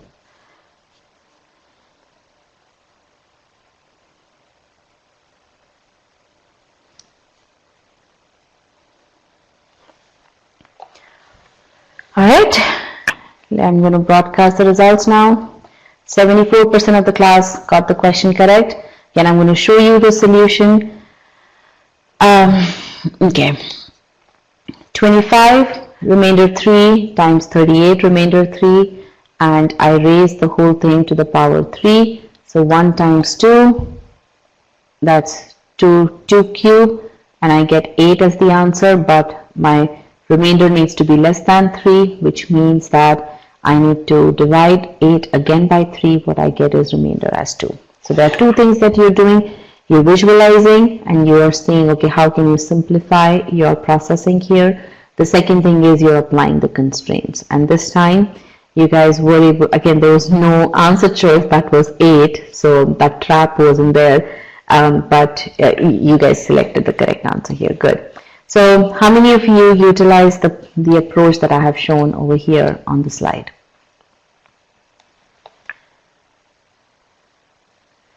Now I do see a comment here, I didn't raise the whole thing to the power 3 and still got the remainder as 2. You got lucky here because of the manner in which the question is. You ended up getting the remainder 2, but if you don't do this step, that is actually a wrong thing. You have to do this because ultimately you need to be able to multiply all the remainders. Think about it. What this is 25 times 38 times 25 times 38 times 25 times 38, right? So you need to multiply all the remainders in order to get to the entire remainder. Okay, so it's just by chance that despite not raising it to the power 3, you were able to get to the same answer. It's just how the numbers worked out over here. The numbers worked out in your favor. Okay, so but again, that's a mistake that you should not do. Okay, all right.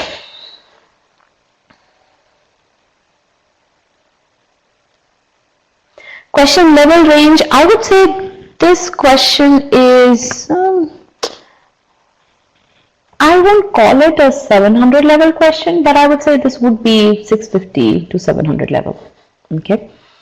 All right. Now let's move on to our next section here. What happened here?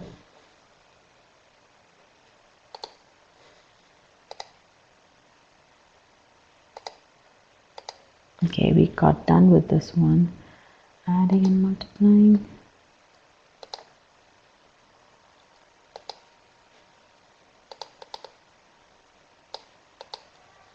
Okay, let's do a quick overview of these questions. Again, it's very important to understand that your calculations can be simplified extensively. So again, don't resort to doing calculations. If there is a method to simplify those calculations, definitely utilize that. And that's what we saw in these questions over here in question number 4 and 5. And this is a process skill of simplification, coming up with simplified ways of approaching questions. Okay. Now, the next thing that we're going to do here is an extension of the processing that we've been doing, But this stuff applies really only to divisibility and remainder. This is really a more, I wouldn't call it nuanced, but it is a little bit of a specific concept under divisibility and remainders. Now what you realize is that negative remainders in some questions, so again, let's go back up. Over here, my goal was to show you this technique of simplifying your calculations. I'll carry on with the same theme, and what I'm going to show you next is application of negative remainders to simplify your calculations. Okay. Now, essentially, if you think about it, if you have a number 5 and you divide that by 2, you have the remainder 1. What you're doing is you're applying your divisibility equation, 2 times 2 plus 1. Likewise, if you have a number 8, divided that by 3, you get the remainder 2. How? By applying your divisibility equation, 8 is equal to 3 times 2 plus 2. Now, instead of writing 5 as 2 times 2 plus 1, what if you wrote it as 5 is equal to 2 times 3 minus 1? Okay. 6 minus 1 is 5, right? Okay. What if you wrote your 5 as this? Likewise, what if you wrote 8 as 3 times 3 minus 1? Okay. Now, technically, on the GMAT, remainders are always positive. But what we are doing is we are trying to see if we can simplify our calculations, because if whenever you have a 1 or minus 1, the approach, the manner in which you process, your processing becomes a little bit easier, right? So let's just see how we go about doing this. These are negative remainders. Now you always have to apply the constraints. What is a constraint? The constraint is that the remainder always is positive. So what you do is you essentially add back the divisor, and again this part over here is something which I would want you to go back and look at after you're done with the session in the PDF. How is it that you get to this? But for now, I want you to keep in mind that positive remainder can be obtained from the negative remainder by adding divisor to it. This is what I want you to keep in mind. Okay, this derivation I want you to go through at your own pace. I want you to work it out on your own to see how you can actually get to it, and the derivation has been shown over here on this slide. Okay. All right, so now let's solve question number 6. And again, I want you to make some observations here. Okay, what's one observation that you can do right off the bat? What's one observation that you can do right off the bat? Look at this. I don't want you to be solving it. Just look at this. Absolutely, 24 is divisible by 3, which means the remainder contribution of this term is 0. Okay, good. So you only need to manipulate 17 raised to the power 7. Okay, now that's a big number, 17 raised to the power 7. Now as you process this, you will see the significance of the negative remainder concept. Okay, so go ahead and solve this question.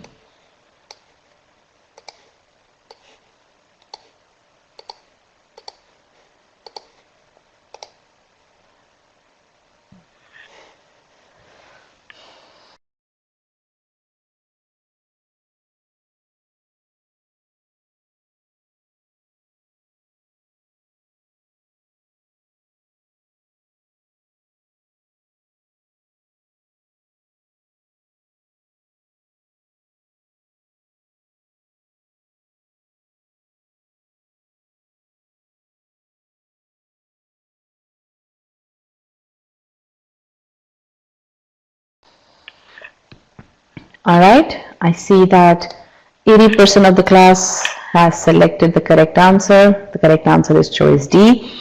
Let's solve this question. Now, after solving this question, can you see the importance of negative remainders? Do you see the importance of negative remainders? Again, seeing is believing. I can say something, but you have to experience it yourself. Well, I see some of you didn't appreciate it. Let's see. I will definitely show you the working out of this one. So 17 divided by 3. Okay, 17 I can write as 3 times 6 minus 1. Okay, now or if I were going the positive remainder route, then I would have done 3 times 5 plus 3.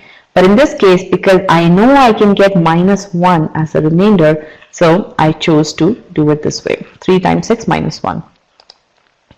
So what I get is, remainder is minus 1. I need to raise it to the power 7 to get my final remainder. Minus 1 raised to the power 7 is what? Minus 1. Now I need to convert it back into a positive remainder. For that, I'm going to add the divisor, which is plus 3, right? So I get 2 as the answer. The correct answer is choice D. Now instead, if I were doing it the positive remainder route, I would have had to raise 2 to the power 7 and then divide that by 3 to get to my remainder. Okay, that would have been a lot more laborious calculation. Now right now the remainder is 2. What if the remainder was 4? 4 raised to the power 7, remainder can't be 4. What if, oh yeah, in this case remainder cannot be more than 2, but let's say there's another question in which your divisor is 5 and your remainder turns out to be 4. Now 4 raised to the power 7 would have been a pretty big number, okay, and then doing all that processing would have been really difficult. Okay, so again, GMAT is not a test of calculations. GMAT is not testing you on how well you can do calculations. What it's testing you on is how well, given the set of concepts and given the problem, how well can you combine the two to see what is the best approach to solve that particular question. That is what GMAT is all about. Okay? Is the utility of negative remainders clear in your head now? Okay. Now let's solve one more question along the same line so that it gets further solidified in your mind. Okay. So let's bring back the question here. Click on still solving, please. Go ahead. Question number 7.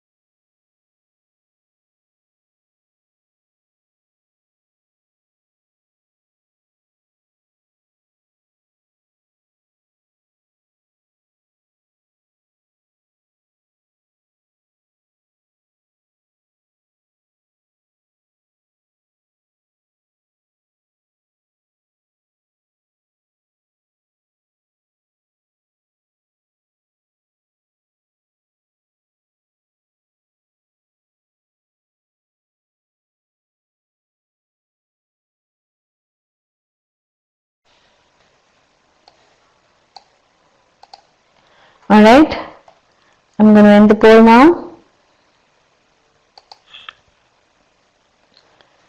Okay, so the correct answer is choice E, and almost everyone, 86% of the class got the question correct. Okay, how many of you were able to apply the negative remainders concept here? Now tell me how many of you are able to see the significance or the simplification power of the negative remainders. Good. All right.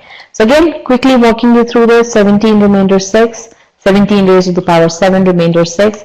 Let's write 17 as 6 times 3 minus 1. What we get is minus 1 raised to the power 7. Minus 1 is the remainder here. And then let's simply do minus 1 raised to the power 7. It's going to be minus 1. Then we add minus 1 plus 6. 5 is the answer. Okay. So that's how it is.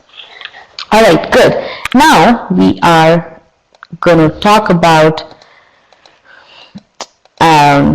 okay, so just a few things about this. Negative remainders you can use, but keep in mind that you always convert your negative remainders back to positive remainders. Okay, and I want you to take a look at this PDF.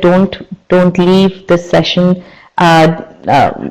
so after the session, make sure in your next study session, you take a look at the PDF, you take a look at all this working out stuff for both negative remainders and for adding and multiplying remainders. There are some practice exercises as well in this PDF packet, so definitely do that. So spend another hour or so on the PDF after this session so that you are completely abreast with how do you handle divisibility and remainders questions, and you understand you basically so how do you build upon your process skills. Okay. Yes, if it was 17 times 6 or raised to the power 6, then definitely the remainder would have been 1. Absolutely, because minus 1 raised to the power 6 is 1. Okay. All right, now let's come back to our questions. Now what I'm going to do is I'm going to give you a chance to solve each of those questions once more, one by one. Okay, so and then you'll be able, and I'll share with you the results. See if you can apply any of the learnings that you've had in this session till now on these questions now. Okay, so let's get everyone to click on still solving, and then I'm going to remove the broadcast results. Good. Go ahead and solve this question.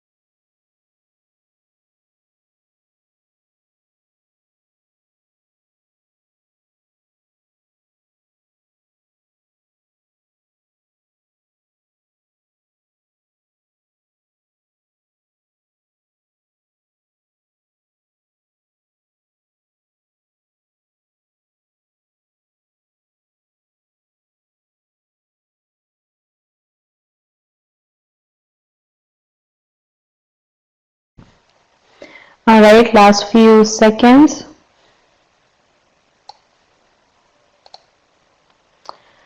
Okay, I'm going to end the poll now.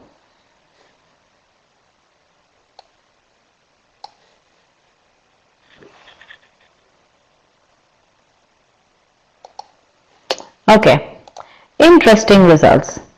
The correct answer is choice A, and let me show you the poll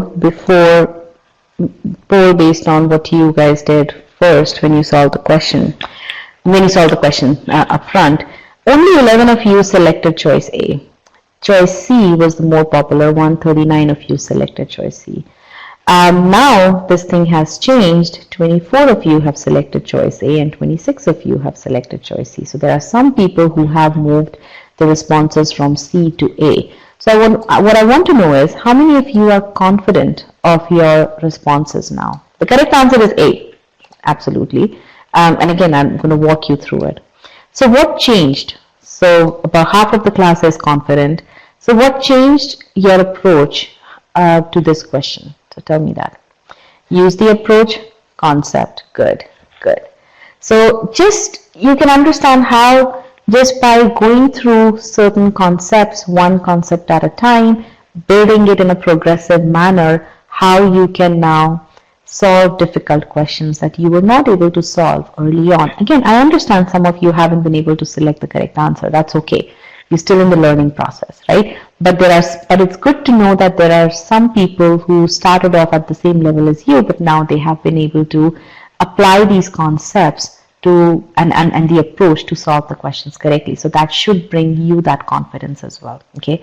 All right. So now let me walk you through the solution of this question.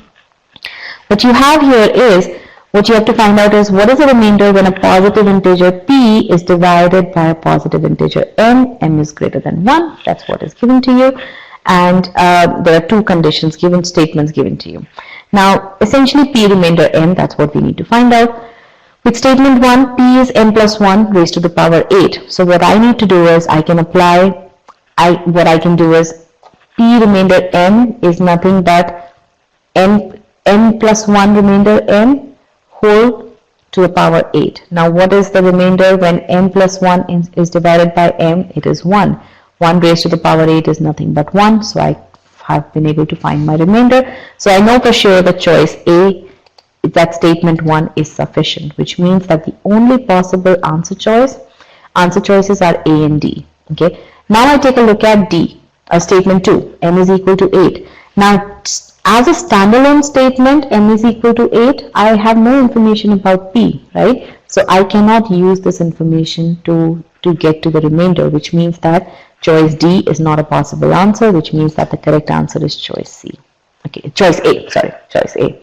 Now, for those of you who selected choice D as choice C as the correct answer, for those of you who selected choice C as the correct answer, you handle this question on a very superficial level. Why? Why do I say that? I say that because you looked at this. Okay, statement 1 gives me an equation, a relationship between P and M. Statement 2 gives me value of M. So if I combine those two information, I will be able to find the value of P, which means I can find out the remainder when P is divided by M. Okay. How many of you, those of you who selected choice C, was this the thought process that you applied? Yes. Do you see why that is superficial? What you missed out on was what is needed. What's needed is not values of P and M. What's needed is P remainder M. And this itself brings in some more information. Just what it is that you need to find out brings some more information, because now you have this information over here. You can process that. Okay? So, for those of you who made the mistake, where did you falter and what it is that you've learned?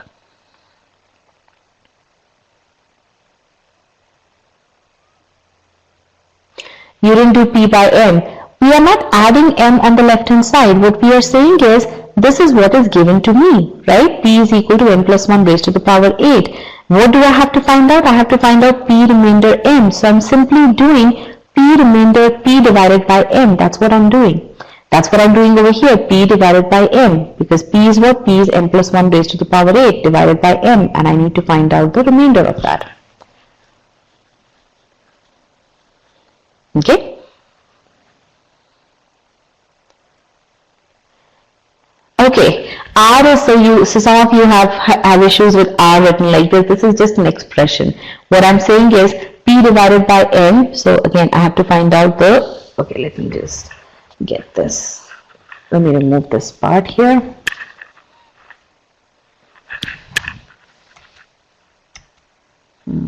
Yeah.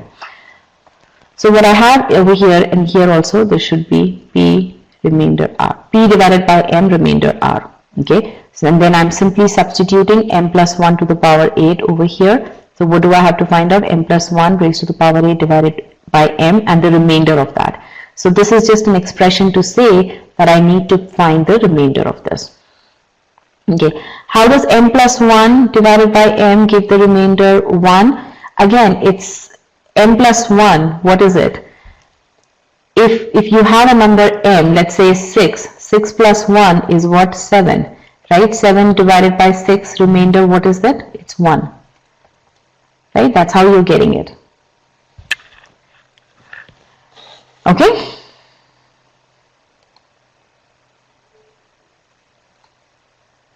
You're not cancelling out the M. So again, I believe people who have concerns about this question may be a little bit higher level for you. So you need to first build your basics and then come and solve this question. Okay, so again, don't get swayed by this question. Don't solve this question right now. Okay, the kind of questions that you're asking, the kind of doubts that you're presenting to me tells me that you're still not there yet wherein you can absorb the solutions for questions that are 700 level or higher. Okay, so you need to first build your ability to solve easier questions, then medium questions, and then come to hard questions. Okay. All right. Does that make sense? Yes, no?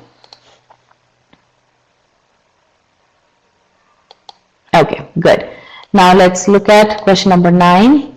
Let's try to solve this question on your own.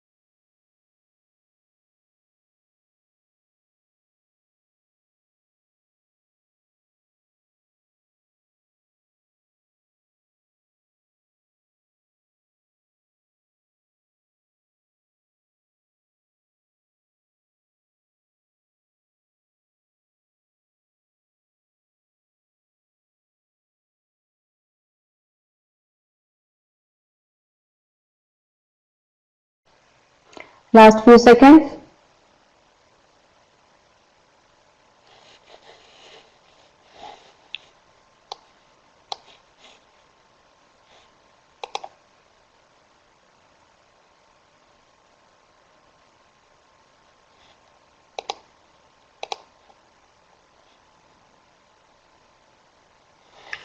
All right, I'm going to end the poll now.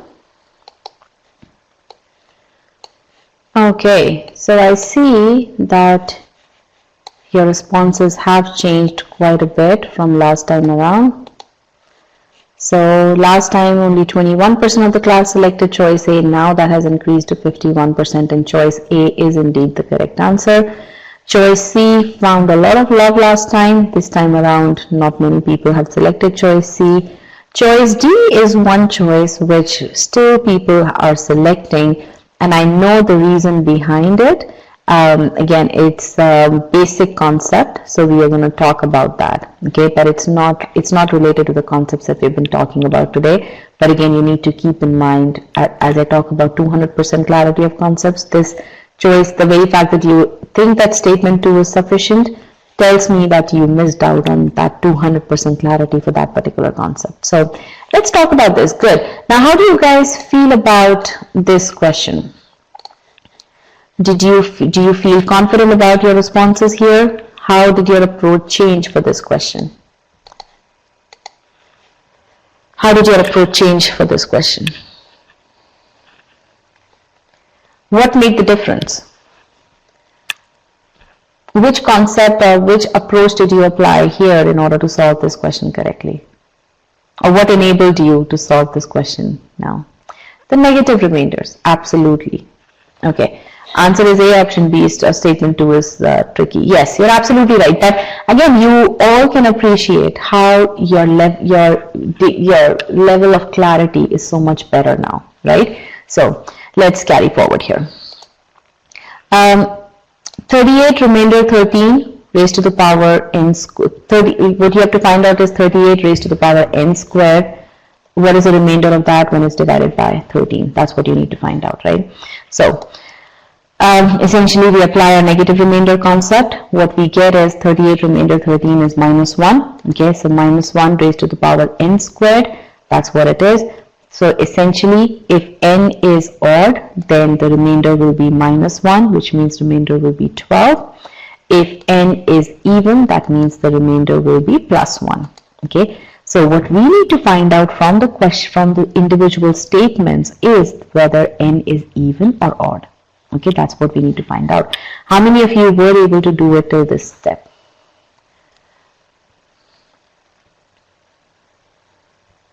Okay, good. For those of you who were not able to do it till this step, this was the processing that was required. You needed to process, you needed to understand the question statement to this level in order to get to even processing the individual statements. Okay, that's very, very important for any data sufficiency question, regardless of whether it is number properties related or word problems related. Okay, you always have to make sure that you extract as much juice as you can from the question statement before you even start looking at the individual statements. Okay, so let's move forward. Statement number 1 says n leaves no remainder when divided by 4, which means that n is an even number, which means that we have our answer. So statement 1 is sufficient. Now statement 2, which means the correct answer could be either A or D. Now statement 2 is where things get interesting. Square root of n is a prime, square root of n is only divisible by 1 and itself, which means that square root of n is a prime number, which means n is a square of a prime number. Now square of a prime number, 2 square, 3 square, 5 square, 7 square. Now there is one case in which n is an even number. All the other cases n is an odd number.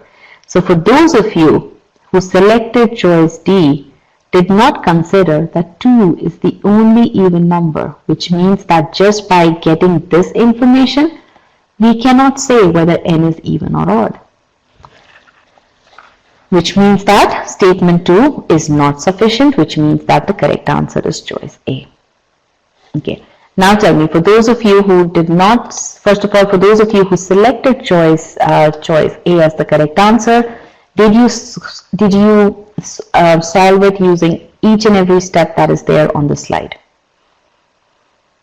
Or in other words, did you get to the correct answer for the right reasons? No. Okay. What did you not do? Quite a few of you did not. What step did you not do?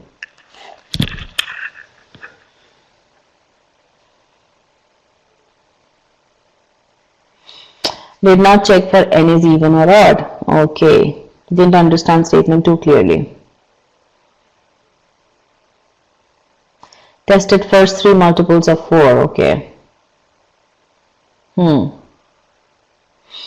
Okay, see, this is n squared. It's not minus 1 square. It's minus 1 raised to the power n square. If n is 3, 3 square is 9. So then in that case, minus 1 raised to the power 9. Right? So you cannot say that minus 1 is raised to the power is raised to the power square. No. So that is the mistake. So basically, for those of you who still got the statement, who still selected choice A but didn't go through all of this analysis, I don't want you to give yourself credit for answering this question correctly, because you didn't get to the correct answer for the right reasons. Okay. Now, didn't understand statement, please explain the second case. Again, the cases are completely based on what you're getting, minus 1 raised to the power n squared, right? So n squared can be odd, or n squared can be even. In that case, if it's odd, then it's minus 1. If it's even, then it's plus 1. So your remainders are different based on whether n is even or odd, and that's what we are doing. Okay. Now over here, prime number, you have to consider the case that 2 is the only even prime number, which means that you don't know whether n is even or odd. Okay. So again, if you still had any doubts, the solution is very detailed over here. Maybe you're just tired after we've spent about 2 hours going through this. Just sit with the PDF and the recording with a fresh mind, and you will be able to get it. It's not difficult. Okay. All right.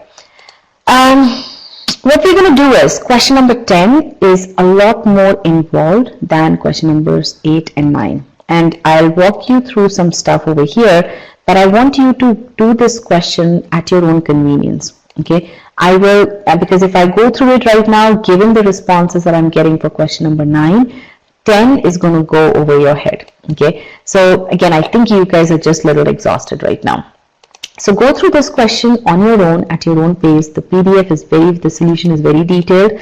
And again, if you have any doubts, you can send me an email and we can help you address those doubts. Okay, because it's a live session related thing, we can answer those doubts via email. Okay, so but again, statement 2 over here was a bit more complex, so I do want you to approach the statement when you're completely fresh. Okay, so that being said, again, I hope that all of you do get the understanding that GMAT Quant, it's not very difficult to master GMAT Quant, regardless of the score that you have. Okay, you just have to focus on learning the right way. And what I'm going to do now is I'm going to explain to you certain stories of students who have improved from various levels of quant course of their starting scores. Okay, so Krish, he scored a B30, he scored a Q51. Okay, and you can look at his debrief by clicking on learn more in the PDF that I share with you. Okay, now what you'll see is that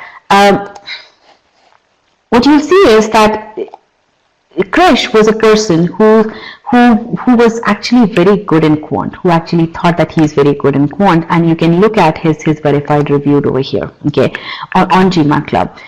And he had always done well in quant, okay, but the problem was that he constantly faltered while answering GMAT questions. He fell in those familiar traps.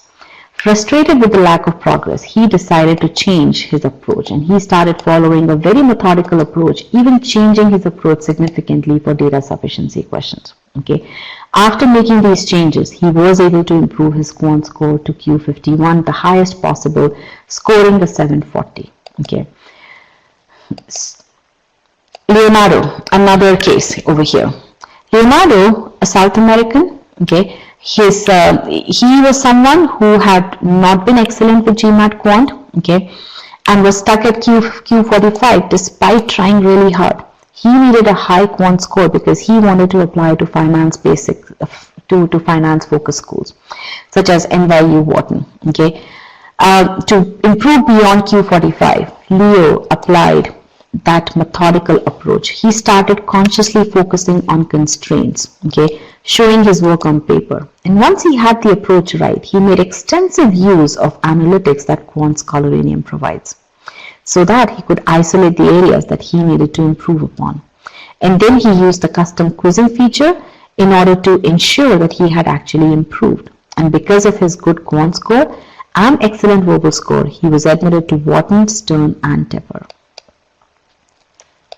Now, this third success story is of an individual who was extremely weak in quant. His starting score was Q30, a mere 20 percentile. Mazibar, which is his BTG forum name, spent a ton of time reading quant books but was not able to improve.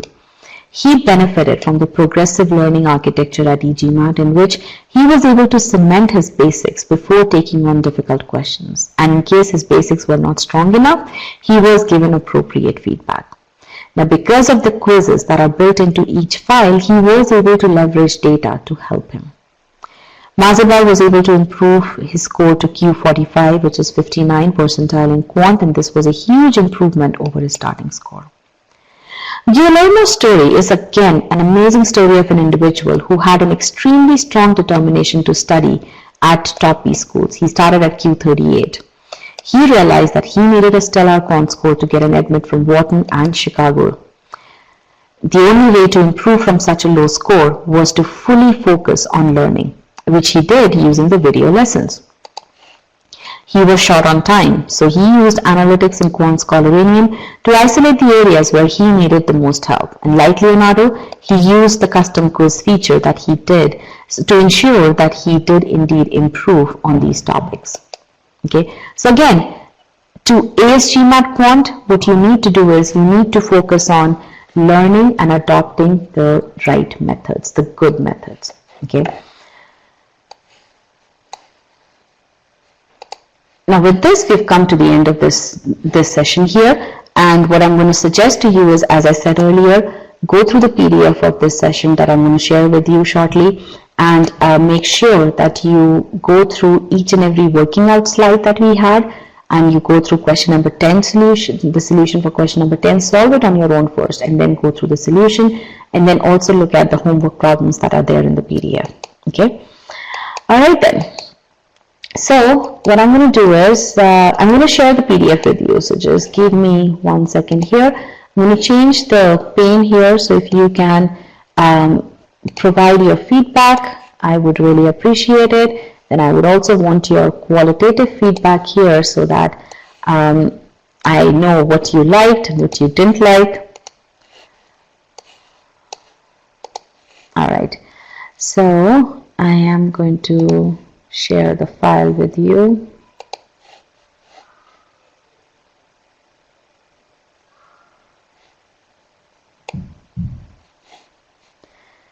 Here is the file. You wanted me to explain question number 10. I would have loved to explain it, but given how the session, the students were responding to question number 9, you wouldn't have gotten it. Again, as you go through the PDF, trust me, you will be able to get it. Okay? All right. So one thing that I want all of you to understand is that you need to make sure that you are you build your basics first. That's very, very important. Okay, and then you have the right method to solve questions. Don't rely on shortcuts. Don't rely on tricks, because those may help you to solve that particular question, but those methods are not going to help you with the with your ability to solve difficult questions correctly. You saw it on your own how if you have the right conceptual understanding, right approach, you will be able to solve those difficult questions correctly utilizing the process. Okay, so all right. So I see a comment over here about you enjoyed this, but technology was all messed up at the start. Well, this technology has been working since the last 9 years that we've been conducting these sessions. So I believe it was it was your internet connection, and I'm glad that you were able to get through it halfway through the session. Again, feel free to look at the recording. The recording will be shared with you in another 3 to 4 hours. So yeah. Thank you so much. I really appreciate all your positive feedback as well as constructive feedback. So thank you.